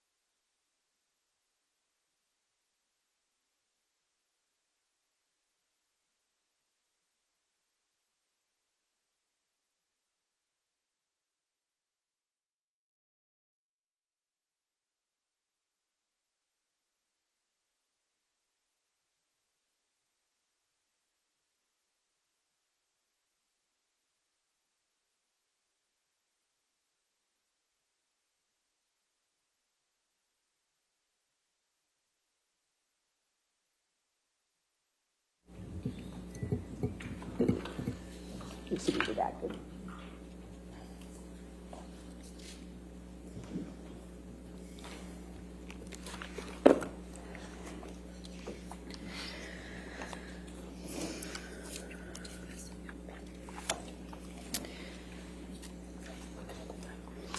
So 205 with redactions is in evidence.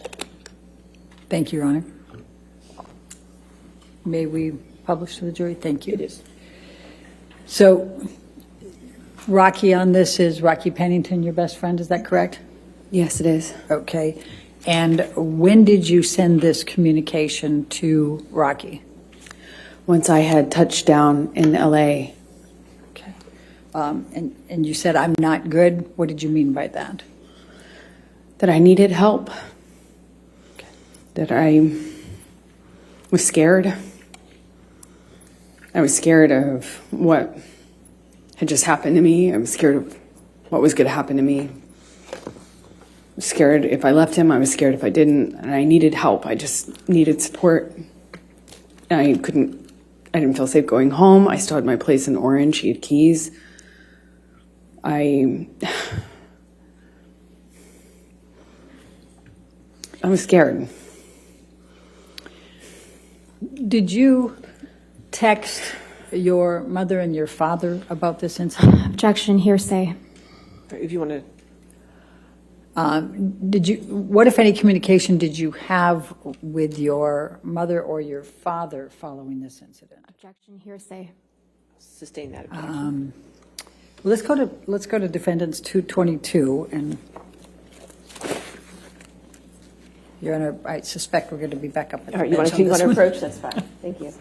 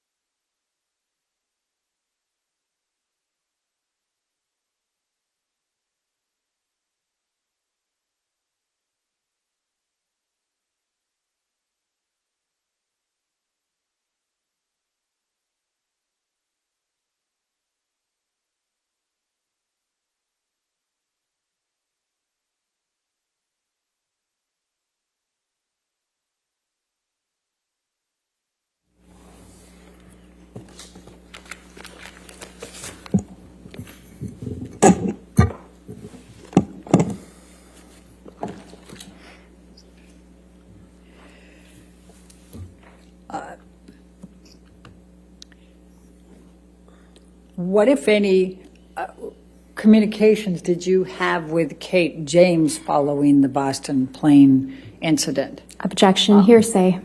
Your Honor, if we go to 224, Okay. 224. my argument would be business records exception. All right, you want to come forward? We can do it.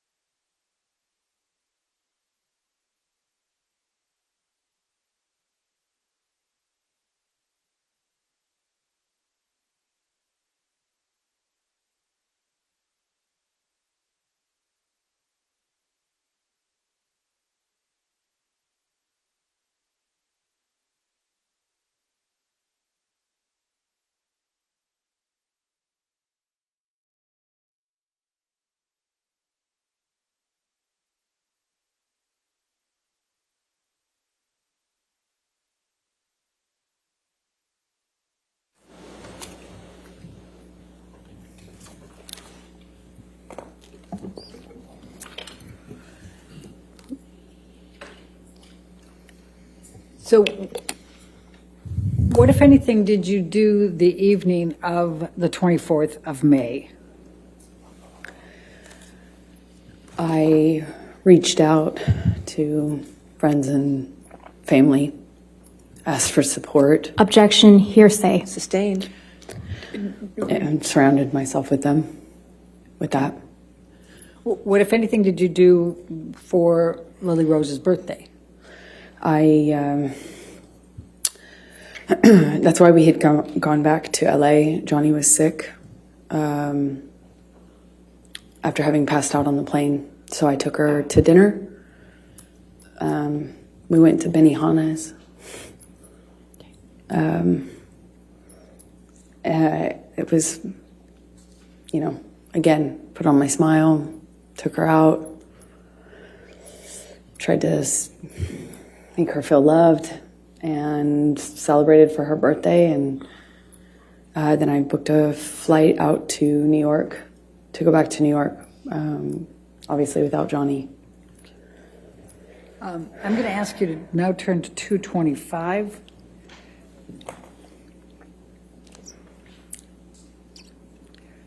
And, Your Honor, I'm going to be referring to the last two blue spots on that page with the state of mind.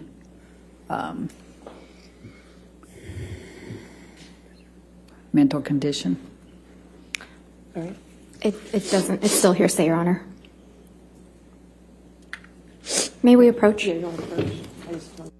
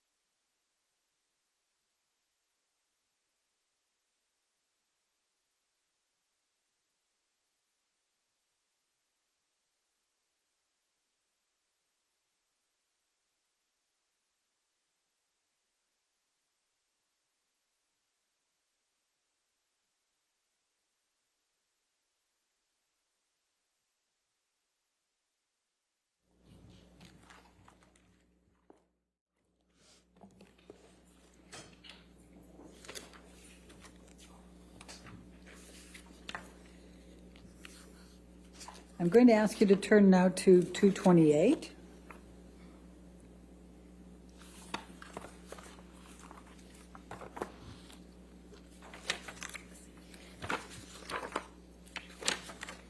Your Honor, we're going to object on hearsay. First line, Your Honor, Okay.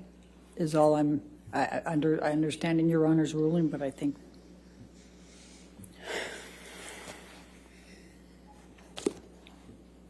All right. If you want to come forward, that's fine.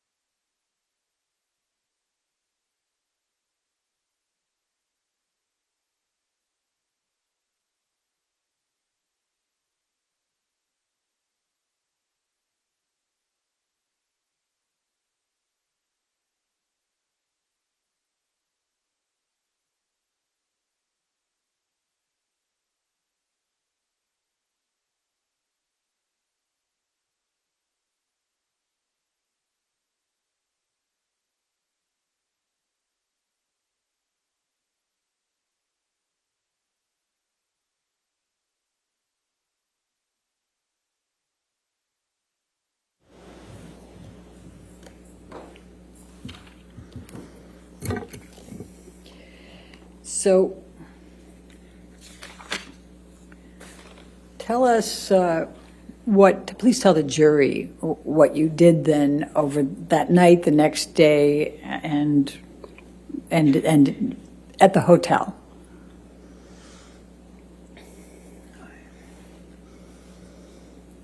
I cried a lot, tried to surround myself with my friends, and resolved to leave him. I felt powerless. Nothing I did made a difference. You know, on the plane, I was so careful. Objection, non-responsive. Please just tell us what you did, and you can tell how you feel, but don't go backwards, okay? I resolved, tried to,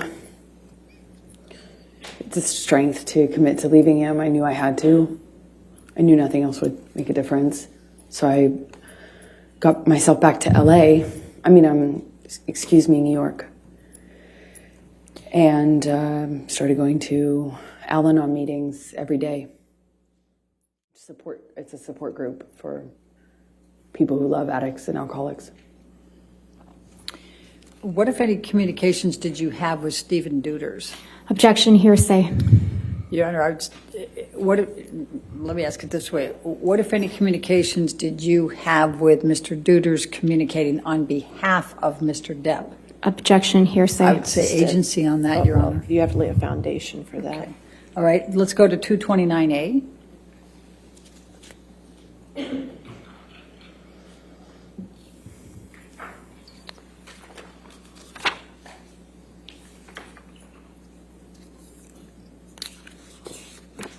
And could you, without saying what the content is, can you tell us who this text message is with? Johnny's assistants. What's his name? His name is Stephen Duders. Okay. And what, if any, communication were you having with him following the Boston plane incident? Objection, hearsay. May we approach? All right, Ms. Mills?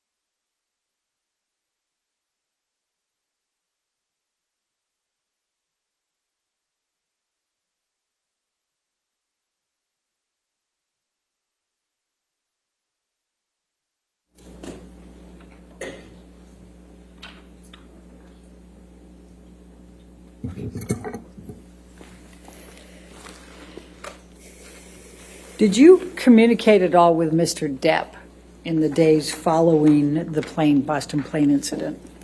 Yes, I did. Please tell the jury about those communications. I heard from him directly. I also heard from him through his assistants who were texting for him. Objection, Your Honor, hearsay. I'll sustain the objection. You're not allowed to testify about the text messages with his assistant, but can you tell the jury about your communications with Mr. Depp? Okay. It's kind of confusing because he was texting through them. Objection, Your Honor. I'll sustain the objection. I'll strike that from the record, and you'll disregard that understand. testimony. Please answer the question. Just confine it to the communications you had with Mr. Depp, please. That he was sorry and told me that he was in a blackout. He didn't remember everything, but what he did remember, he was ashamed of.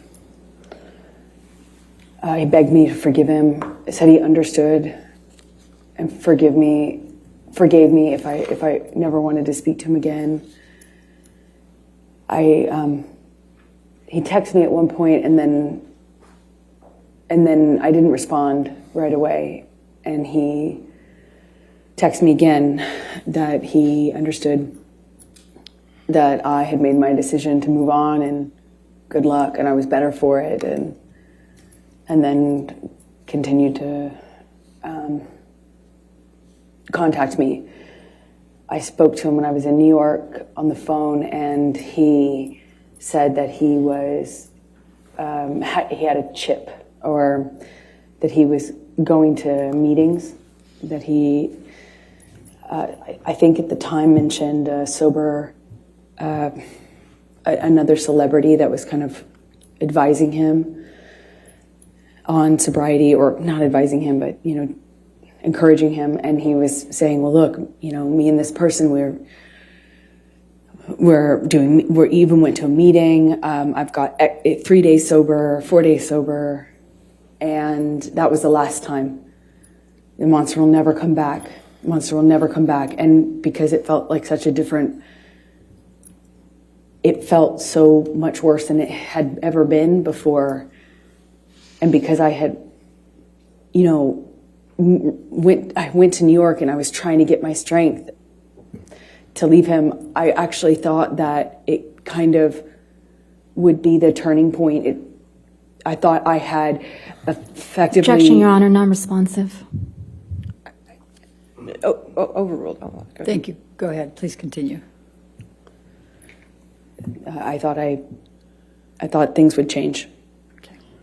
Did you draft any kind of email to Mr. Depp to express your emotions and how you felt about all this? Objection, hearsay.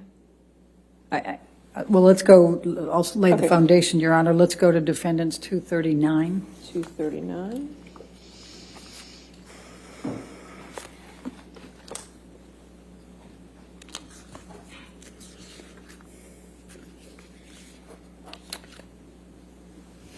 Objection, hearsay, Your Honor.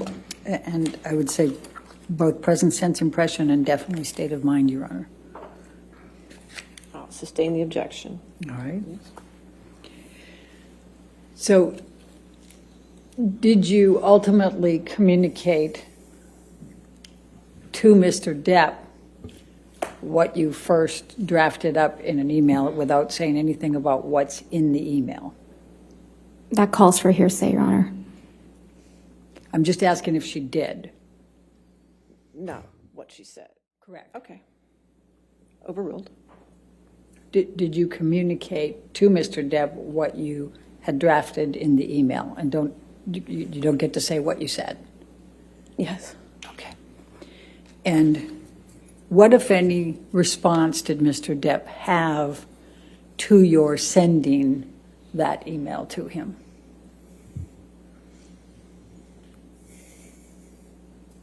He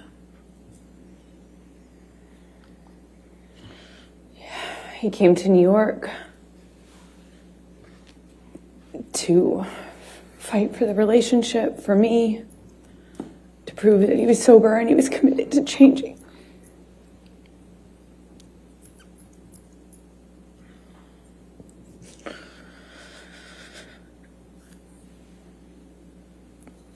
I believed he was embarrassed and sorry. He said he was, and I believed him. So I took him back, or I got back with him on the condition that he would uphold his promise to do the treatment, to do the full detox, clean up, and never go back.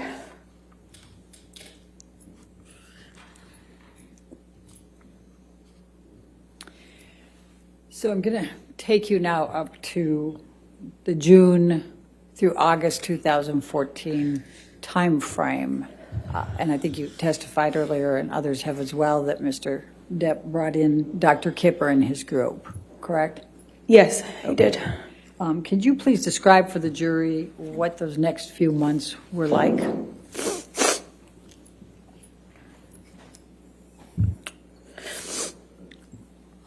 All of a sudden, this doctor gets brought on that we had been talking about. I had heard this name before. And all of a sudden, this doctor, Dr. Kipper, who apparently wrote a book on addiction and was this doctor was going to be the solution, the cure, and he got brought on board, and all of a sudden the plan was that this team would be involved in Johnny's recovery. So it felt real, it felt serious, I felt like protected. I had already by this point heard a million times, it seems like, promises to get clean and sober, but this felt like a change. And they were going to come to Boston and start working with Johnny, and the plan was to keep Johnny on the same level of drugs that he was on since he was filming. They needed him to finish filming the movie, so he was going to be maintained with his with prescription pills, including the painkillers. And the plan was he would obviously abstain from alcohol completely and all other drugs like weed and coke. And then when he finished filming, the plan was to do Objection, the full Your Honor, detox. hearsay. And lack of foundation. I don't understand what the objection, I don't think it is. I think she was just explaining the context there. I don't think she was saying But we what could lay a somebody's. foundation how she knew, but it's fine. How did you know that? I was involved in the conversations Okay. Please with the continue. doctors and with his sister. Objection, And Your Honor, nurse. that's still hearsay. All right, I'll Okay, sustain the that objection. part is. So what happened next? As a result of these communications, without saying what the communications were? A nurse came to Boston where Johnny was. I just would come for short periods of time in between, on weekends from filming until I wrapped my movie, which I did, I think in May, if I am not mistaken. And then I went to Boston and I was there and saw a nurse was flown out to Boston, Debbie Lloyd, and I believe Kipper came out too. And they put Johnny on a bunch of new medications, which they shared with me, told me about. Objection, Your Honor, hearsay. Well, we have to be careful about what other people told you, okay? But you can testify to what you know, okay? So what happened then? I saw his medications change.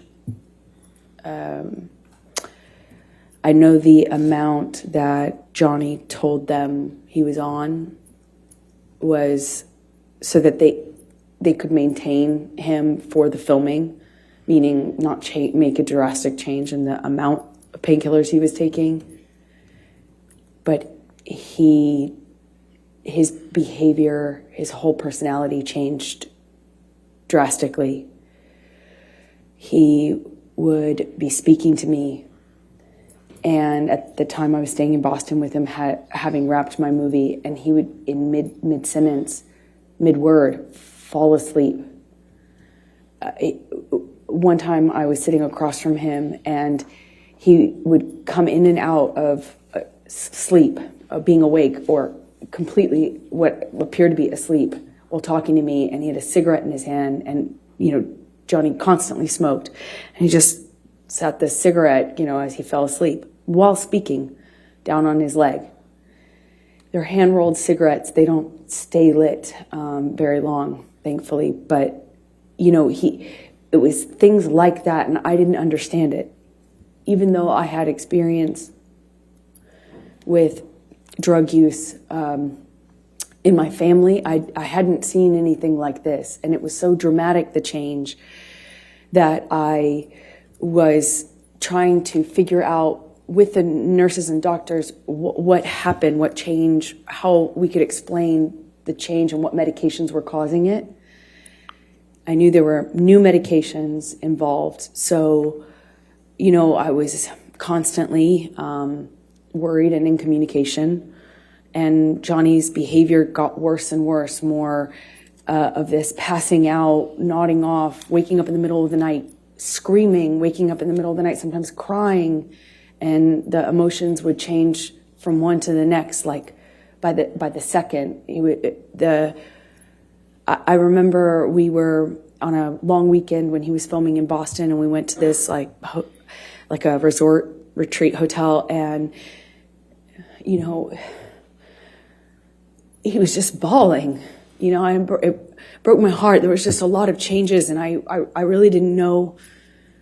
I felt so bad for him, and I thought maybe it was just what Kipper had introduced into the regime, the medications. But what I found out in that time is that he was taking about double the amount. Objection, Your Honor, hearsay. Was this No, your observation? I saw it. Okay, overruled. Thank you. Please continue. It was taking about double the amount that he told them was his normal when he started the process with the doctors. So after a few, I think months of going, what is wrong? And, turning him over when he vomited at night or checking his pulse,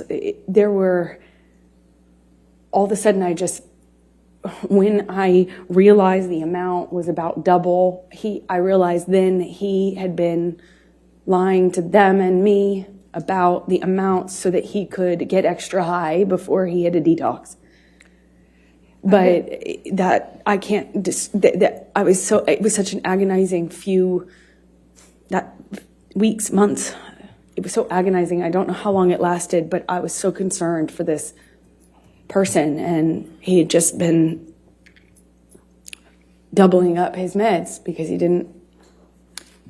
So, Michelle, can you pull up 1092, Defendant's Exhibit 1092?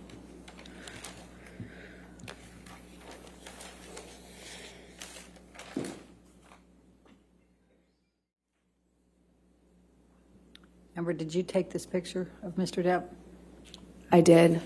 Your Honor, I'm going to move the admission of Defendant's Exhibit 1092. All right, any objection? No objection. All right, 1092 in evidence. You can publish. Thank you. And can you describe what's depicted here and why you took this picture? This was during that time when the prescriptions that he was on in the doubling up of the opiates got so bad that he was like this just throughout the day, off and on, and then he would take Adderall and he'd be really animated and ready to go, and then it would be this again, and it was so erratic and it changed so quickly, and I naively now really did not understand what was going on. I deeply cared about this human's well-being. All right. And it was very confusing and scary. So did there come a time then that Mr. Depp went into detox for oxycodines or whatever they're called? Yes, when he finished filming, the plan was to do the detox, and that's what we did. And when was that? That would have been early August of 2014. I believe we left. We were there for, I think, a week to 10 days, 8th through the 18th, more or less. And we've heard some testimony about this, but can you please describe for the jury what took place during this detox on the Bahama Islands in August 2014? It was, for the first few days, okay, peaceful. The nurse, and then later nurse and doctor were staying on a different part of the island, a few minutes drive by ATV, like 10, 15 minute, by one of those ATV vehicles. But we communicated via walkie-talkie and occasionally through text. And it was okay at first. And then the behavior, then it just really wasn't okay. It was up, down, he'd be mad at me. Then he was wanting a hug. He cried a lot. And then he, wanted to have sex a lot, which is just not like Johnny at all. And it was just like that. It was just up, down, mood. And it was like I felt like I constantly was catering to the mood, that whatever he was going through at the time, I was just trying to adapt and kind of roll with it and provide support. I was taking his blood pressure. I was on a schedule and constant communication with the nurses about delivering the meds, giving him his meds at a certain time. I was just trying to take care of him. And a few days in, I guess the effects of the detox really started to change. And it went from this erratic behavior up and down to just really down or mad. He would burst into anger at me, yelling at me. I crossed the table. I walked away from it at the table. I crossed the table in a certain way, and he screamed at me about that and tried to overturn this table. Luckily, it was bolted down to the deck, but I remember him shaking it and screaming. And at a different point, he was really calm and sweet and thanking me. And then another, he looked like he was balancing out, and we had a conversation, and he was saying he wanted to quit the detox, and he couldn't do it anymore. And I was trying to find the language to encourage him. I was trying to remind him how much he wanted that, how much he had told me he wanted that, how much I was reminding him, he told me all the time, I saved his life, and he wouldn't be doing this without me. And I was telling him these things, and at one point in our conversations, I told him about how... Objection, Your Honor, hearsay. Please try to continue without what you said, please. I said something to him, and he got so angry at me, he slapped me across the face. But he did it while crying. It was the weirdest thing. He was crying, saying no woman had ever embarrassed him like that. No woman had ever made him feel like that. I heard that for the rest of the trip too, just on repeat. And I felt bad. I feel bad. Still feel bad. But, I didn't want to make him feel embarrassed. That's not what I wanted to do. It just was in over my head. I don't know how to detox someone. I don't know how to help them through that. And I shouldn't have been there. I don't. Why were you there? Because he asked me to. And I didn't know that was a phenomenally dumb idea. I don't know why why the doctors and nurses didn't tell me not to. I had no idea what that was going to look like or be like. And it was hell. We're on an island. I'm trying to take care of him, and he was hallucinating and... Objection, Your Honor, non-responsive. Overruled. Screaming at me for things that I said when I didn't say any. I hadn't said anything. I would tell him, Johnny, Objection, Your Honor, hearsay. Well, I think in the context, Your Honor, it's not offered to prove the truth of the matter asserted. What's it for? It's just telling the context of... I'll sustain the objection. Thank you. Please continue and just say what he says and what he did and what your observations were. He was accusing me of having a man in the house with me. We were in a single, in a cabin. It's basically one room with a closet and a bathroom. I mean, there's nowhere to hide, really. I mean, there's a closet and a bathroom. And he, at one point, told me that I was hiding somebody in the house. Another point, he was communicating with someone not in the room. It would yell at me and then yell at someone else. It wasn't there. And I tried to ask for what I should do. I didn't know what to do. It was terrifying and strange. The whole week was... So after you left Bahamas and finished with the detox there, where did you go from there?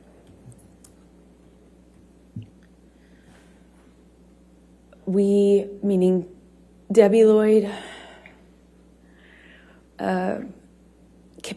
Kipper, and I and Johnny, we flew back to LA, and he was going back and forth between saying he wasn't going to continue to, he was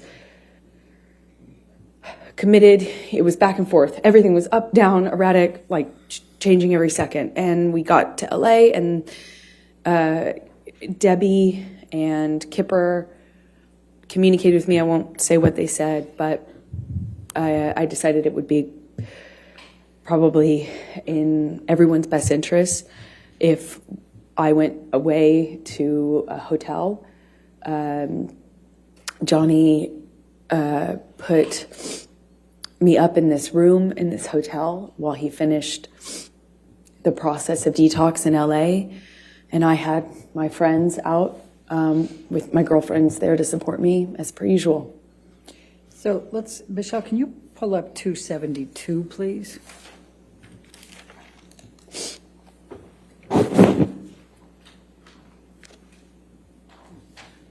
And after you both returned to LA, did Mr. Depp communicate with you by text while you were apart, while he was finishing the detox? Yes, he did. Your Honor, I'd like to move the admission of 272. Any Defendant's objection? 270. Yes, Your Honor, to the first message. Excuse me, Your Honor, to the You second. mean the response? Right. Okay. Just present sense of impression, but I'm understanding Your Honor's Yeah. rulings on that. Okay. So If you want to redact it, can we that's fine. redact that second message?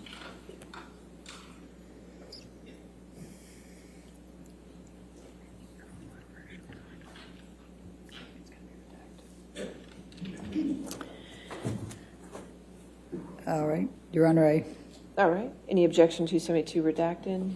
No, thank you, Your Honor. All right, 272 is in evidence, and we will publish. and Amber, I'm going to show you now what is Defendant's Exhibit 272, and this is on August 20, 2014. It's a text message from Mr. Depp to you. Do you see that? Yes, I do. Okay. And just so that we can highlight here, he's calling you, he says, just to let you know that I'm fine, my angel. I miss you, of course, but this was the right thing to do to speed up the process. I love you more than life. Yours, Steve. Do you see that? I do. So what, if any, expressions was Mr. Depp giving you at this point that he was angry with you ever having to help participate with the detox or to be on the island or anything along that line? Objection, form, compound.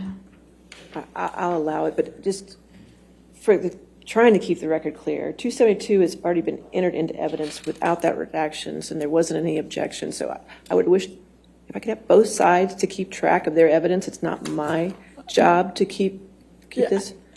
Thank you, Your Honor. And I just got a note to that effect. So Okay, so 272 is in evidence without, you can clear the redaction and publish it. It's really the party's responsibility to take care of the record, not mine. my apologies on that one, Your Honor. All right. All right, and I overruled the objection, so she can answer the question. Thank you, Your Honor. And sorry, can you remind me what the question was? Yes, That's fair. that's fair. I said, what, if anything, did Mr. Depp say about that you were torturing him on the island and he didn't want you there? Very confusing for me to hear that, because even though he was hallucinating and angry at me at various moments when he would have these kind of episodes, I did nothing but try to take care of him. I'm not a nurse. I did my best to support him. And he thanked me. He thanked my mom. He thanked my dad. And told me, of course, I saved his life. That he wouldn't be able to make this change without me. And that this process was horrible and hard on him and us and me. But that he was so thankful that I was there for him.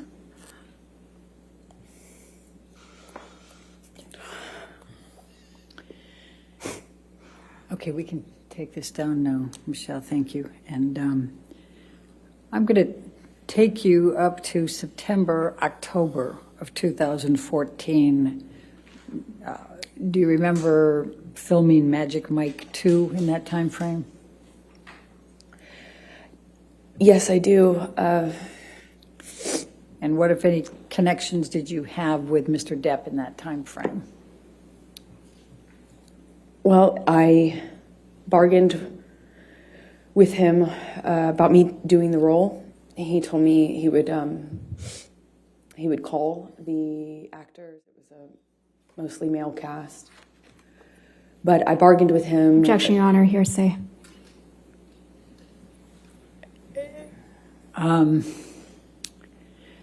Don't say what you said, just say what he said, okay? He reluctantly kind of agreed to me working on this movie or taking a job. He was filming a different movie in London at the time. I wasn't going to play a sexualized character. I wore no makeup or minimal makeup in the movie. No sexy clothing. No kissing scenes. No sex scenes. So I went and did that film in October of 2014 in Georgia while he finished his movie in London. And then at some point he came out to pick me up in Georgia and was there for my last day or two of filming.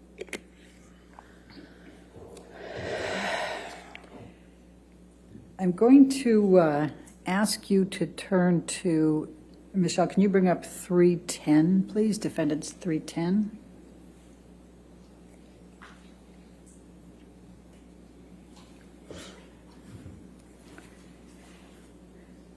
Did you have communications with Mr. Depp about auditioning for another role in this time frame? Objection, Your Honor. I'm going to object to the exhibit as hearsay.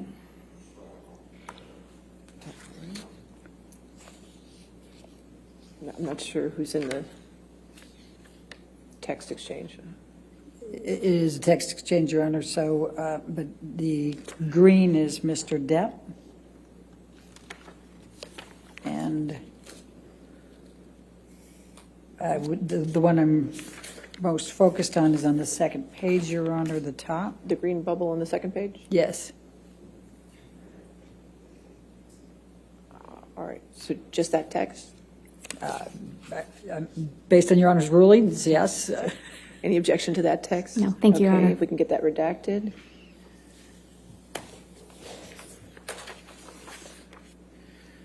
And while that's being redacted, Amber, let me ask you, what, if any, anything was Mr. Depp saying to you in this time frame, we're talking November 2014, about you not working anymore or not taking on any more work or auditioning? Objection, Your Honor. Compound. They're all the I'm same leading. subset. Overruled, I'll allow it. Thank you.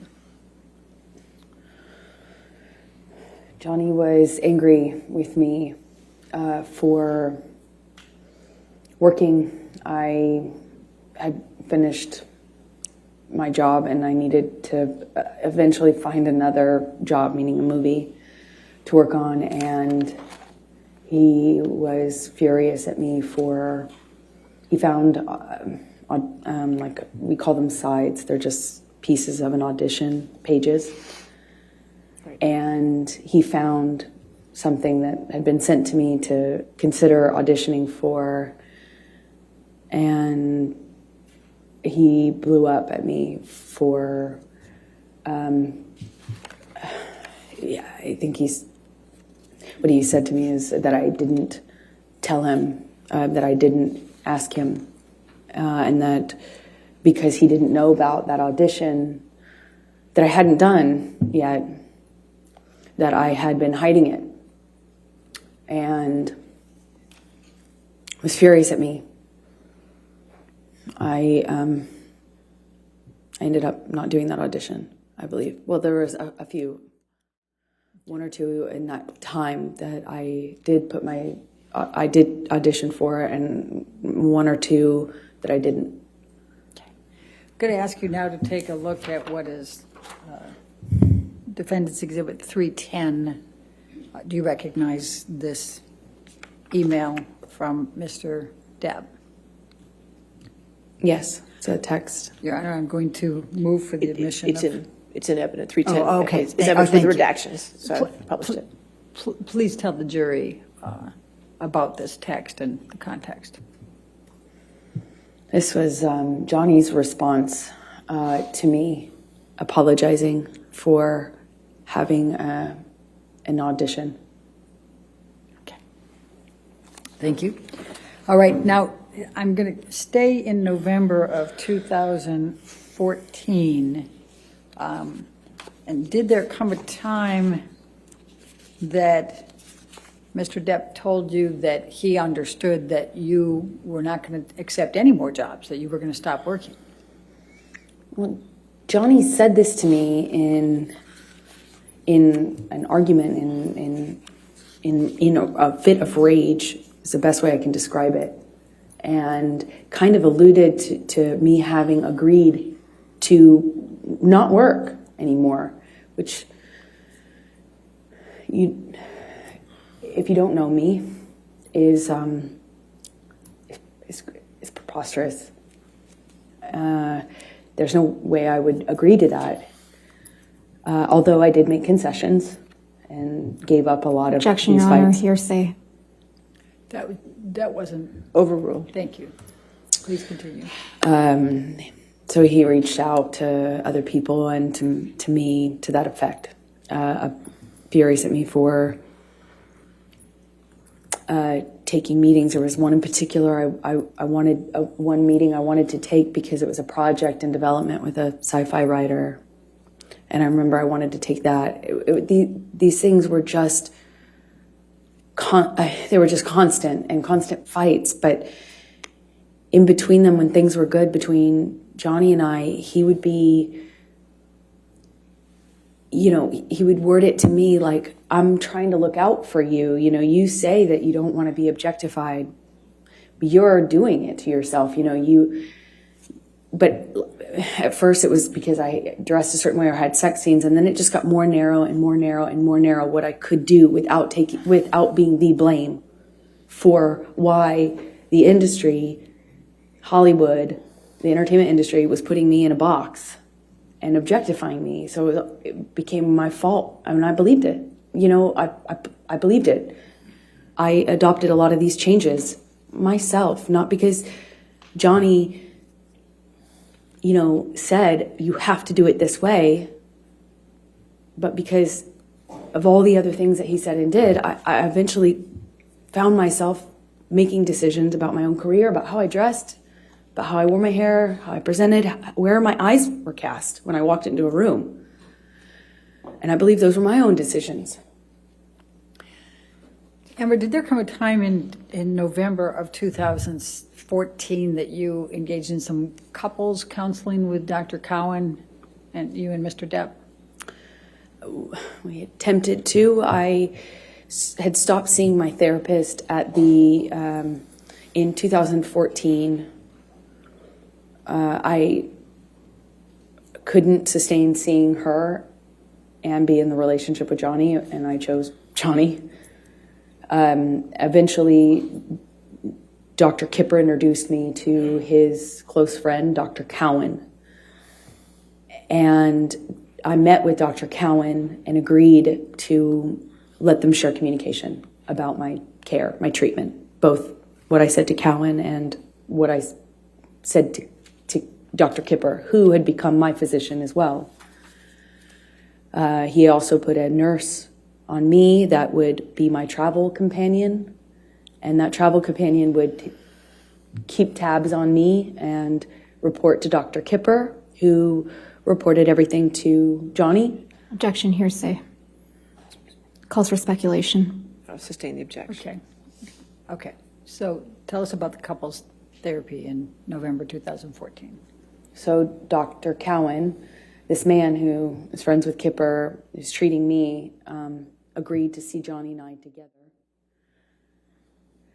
And I don't know how many minutes of that went on before Johnny stormed out, knocked something off the table on his way out, and rolled a joint in the bathroom before storming out of the office, slamming the door. All right. So I'm going to take you up to December of 2014, and specifically December 17, 2014. And I'm going to ask you to take what, if anything, do you recall of an incident with Mr. Depp relating to Clive Barker?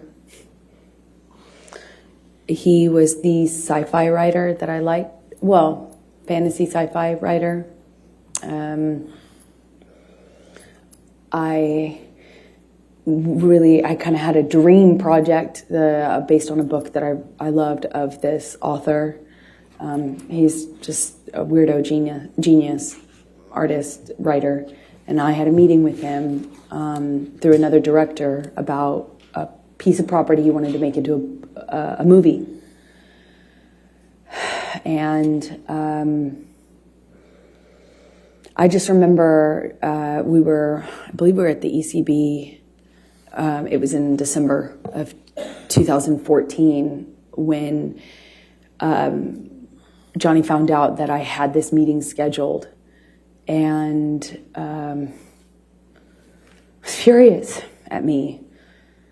Accused me of having this plan to sleep with this. He was mad that I was taking the meeting at this man's house, but the man was very ill, like terminally ill, and not able to leave his bed or his home. He was under home care and very ill. And the person who was introducing us explained to me how we had to meet, and I did. And that was a big problem for Johnny. At first, it was that he was concerned about my safety, and I thought that was sweet. And, you know, there is something that's I thought was sweet and romantic about that. But combined with the drinking, it was not very long before I was being accused of full on having this other plan to sleep with the writer in order to get this part that I was already being, basically offered to develop. And it was just this, he switched from he was accusing me of having this ulterior motive with this director, the director having it with me, then with this writer. And the important thing that I can try to get across in this moment is that nothing I said, no amount of explaining, apologizing, accepting, not accepting, agreeing to not go, nothing worked. Nothing changed. How mad he was at me and constantly telling me I had done something wrong to deserve what was happening. Until, of course, he takes it too far, hits me too hard, breaks too many things in the house, and then leaves, which was the pattern. And he would leave and not have to deal with the cleanup. He never had to deal with the cleanup. He never had to deal with the destruction or see me or the house that he had destroyed. He never had to deal with my face the next day. He would just go. I called it splitting. He just split. And eventually I'd get an apology of some kind, or I would get an offer to have him come over. He would offer to come over and talk or give me my peace or give me my goodbye. And in many ways, I found myself accepting that, knowing it was kind of false pretense, because I too wanted to resolve it. I didn't want him to think I was sleeping with this sci-fi writer. I didn't want him to think that I was this slut he said I was all the time. I mean, part of me really wanted to believe that he didn't mean those things, and I wanted to get to that part of him that would tell me he didn't mean what he said and that he was acting this way because he was messed up, you know. And the cycle would repeat, I suppose. Was there any physical violence on or around December 17, 2014? Yes is the answer to your question. I don't really remember what happened in that fight. I remember more afterwards. I remember how apologetic he was for it. I remember him telling me he took it too far. I remember him saying he'd never do it again. And I remember wanting to get to Christmas. You know, Christmases are hard, probably for everyone. And I remember it was close enough to Christmas that I was tired.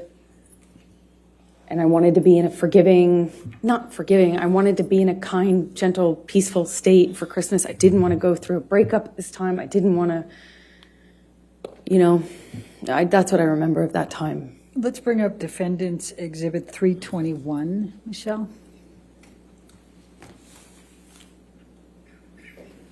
And this is on 12/17/2014. Is this a text message exchange between you and Mr. Depp? Yes, it is. Your Honor, I'd like to move the admission of Defendant's 321. Any objection? Sorry, Your Honor, just a quick minute.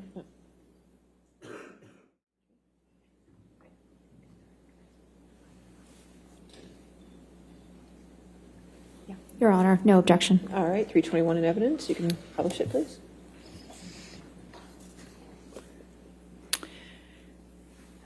Amber, I'm just going to turn your attention to this. This is an email exchange between you and Mr. Depp, and he says, I am truly sorry to have upset you to the degree that I have. I couldn't be more sorry for yet again ruining your day.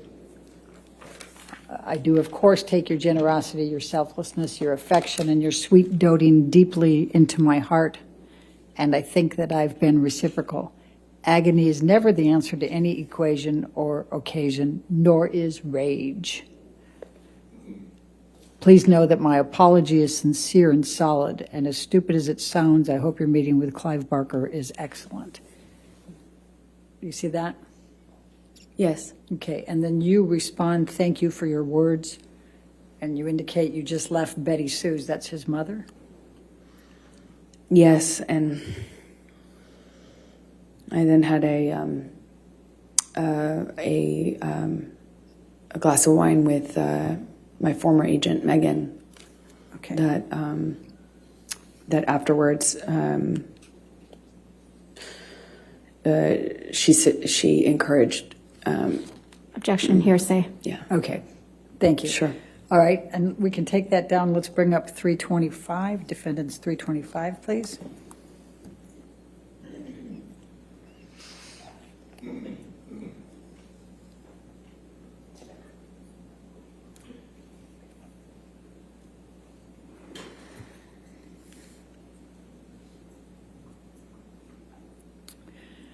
And this is an email exchange the following day, 12/18/2014, is that correct?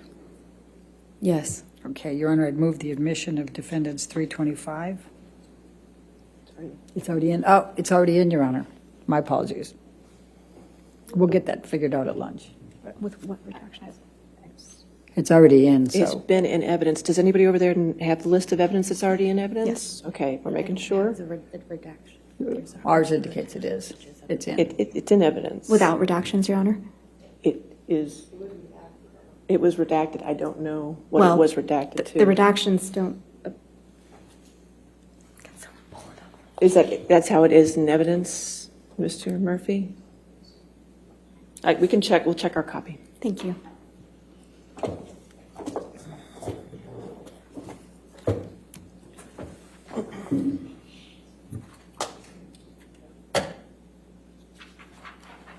It's fine, Your Honor. We've confirmed. Yes. Thank you.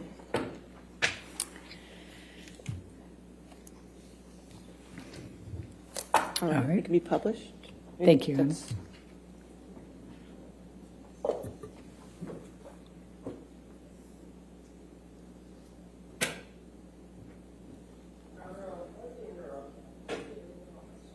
You can't see it on your screen? All right, we'll take care of that during the break. If you could just share it there. Oh, got it? Okay, thank you. All right, go ahead. Okay, thank you. So this is from Mr. Depp, right? Says it's a way, I've let it go too far, went too far. Do you see that? Yes, I do. I always regret it when I jump, or worse, when you jump. I don't want to be conditioned to continue that behavior. Therefore, I'll put in heavy work with shrink. What is your understanding of what he's referring to with shrink? Psychologist. Objection calls for speculation. Did you have an understanding of what he meant? Yes, I knew exactly what he meant. And what did he mean? Shrank is shrink. What did he call shrink?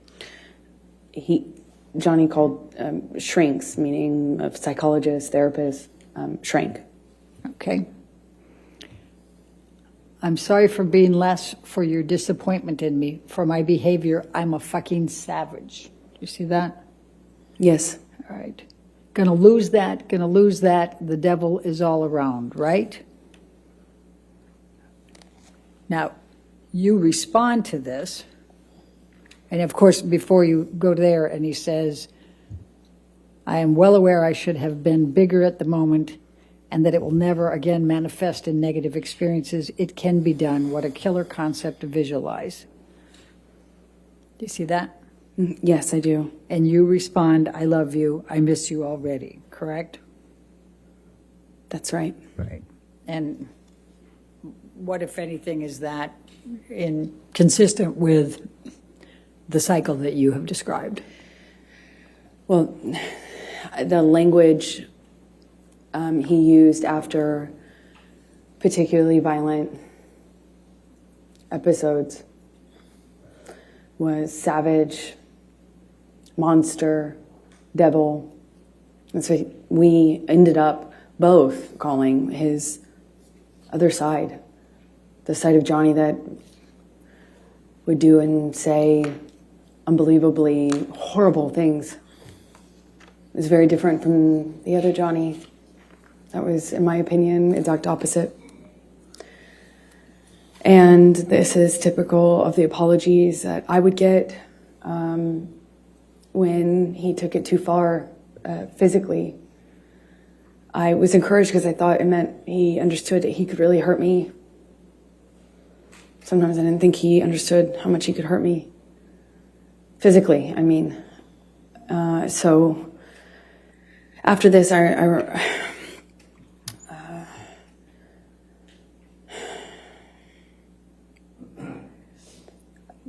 had a visible bruise. I don't remember where, but I remember what other people, well, I can't say that, what they said, so. Anyway, and I, in these fights, would try to stand up for myself. By December 2014. I was pushing back. I'd push him off of me. I'd try to hit his hands away. I tried to always get back up, which almost always made it worse. Always seemed to provoke him. But I tried. And worse, I would yell at him. I'd scream at him. I'd call him ugly names. So ashamed of the names we'd call each other. It was awful.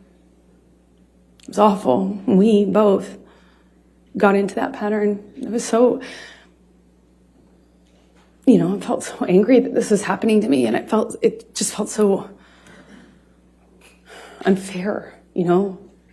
It felt like nothing I could do, felt like nothing I could do would change the sobriety patterns, felt like nothing I could do would stand up for him, and nothing I did made him stop hitting me. Nothing.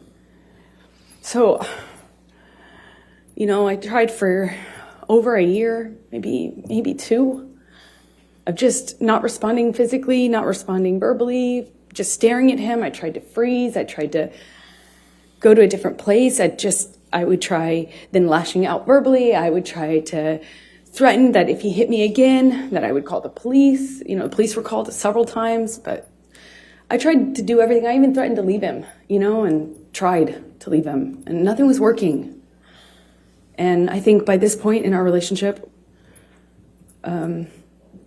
we're both saying awful things to each other, screaming at each other, and unfortunately, when Johnny would start hitting me, he'd just win. I don't know how else to describe it. This might be a good Okay, time for the lunch break. All right, ladies and gentlemen, we'll go ahead and take our lunch break at this time until 2 o'clock. Please do not discuss the case or do any outside research, okay? Thank you.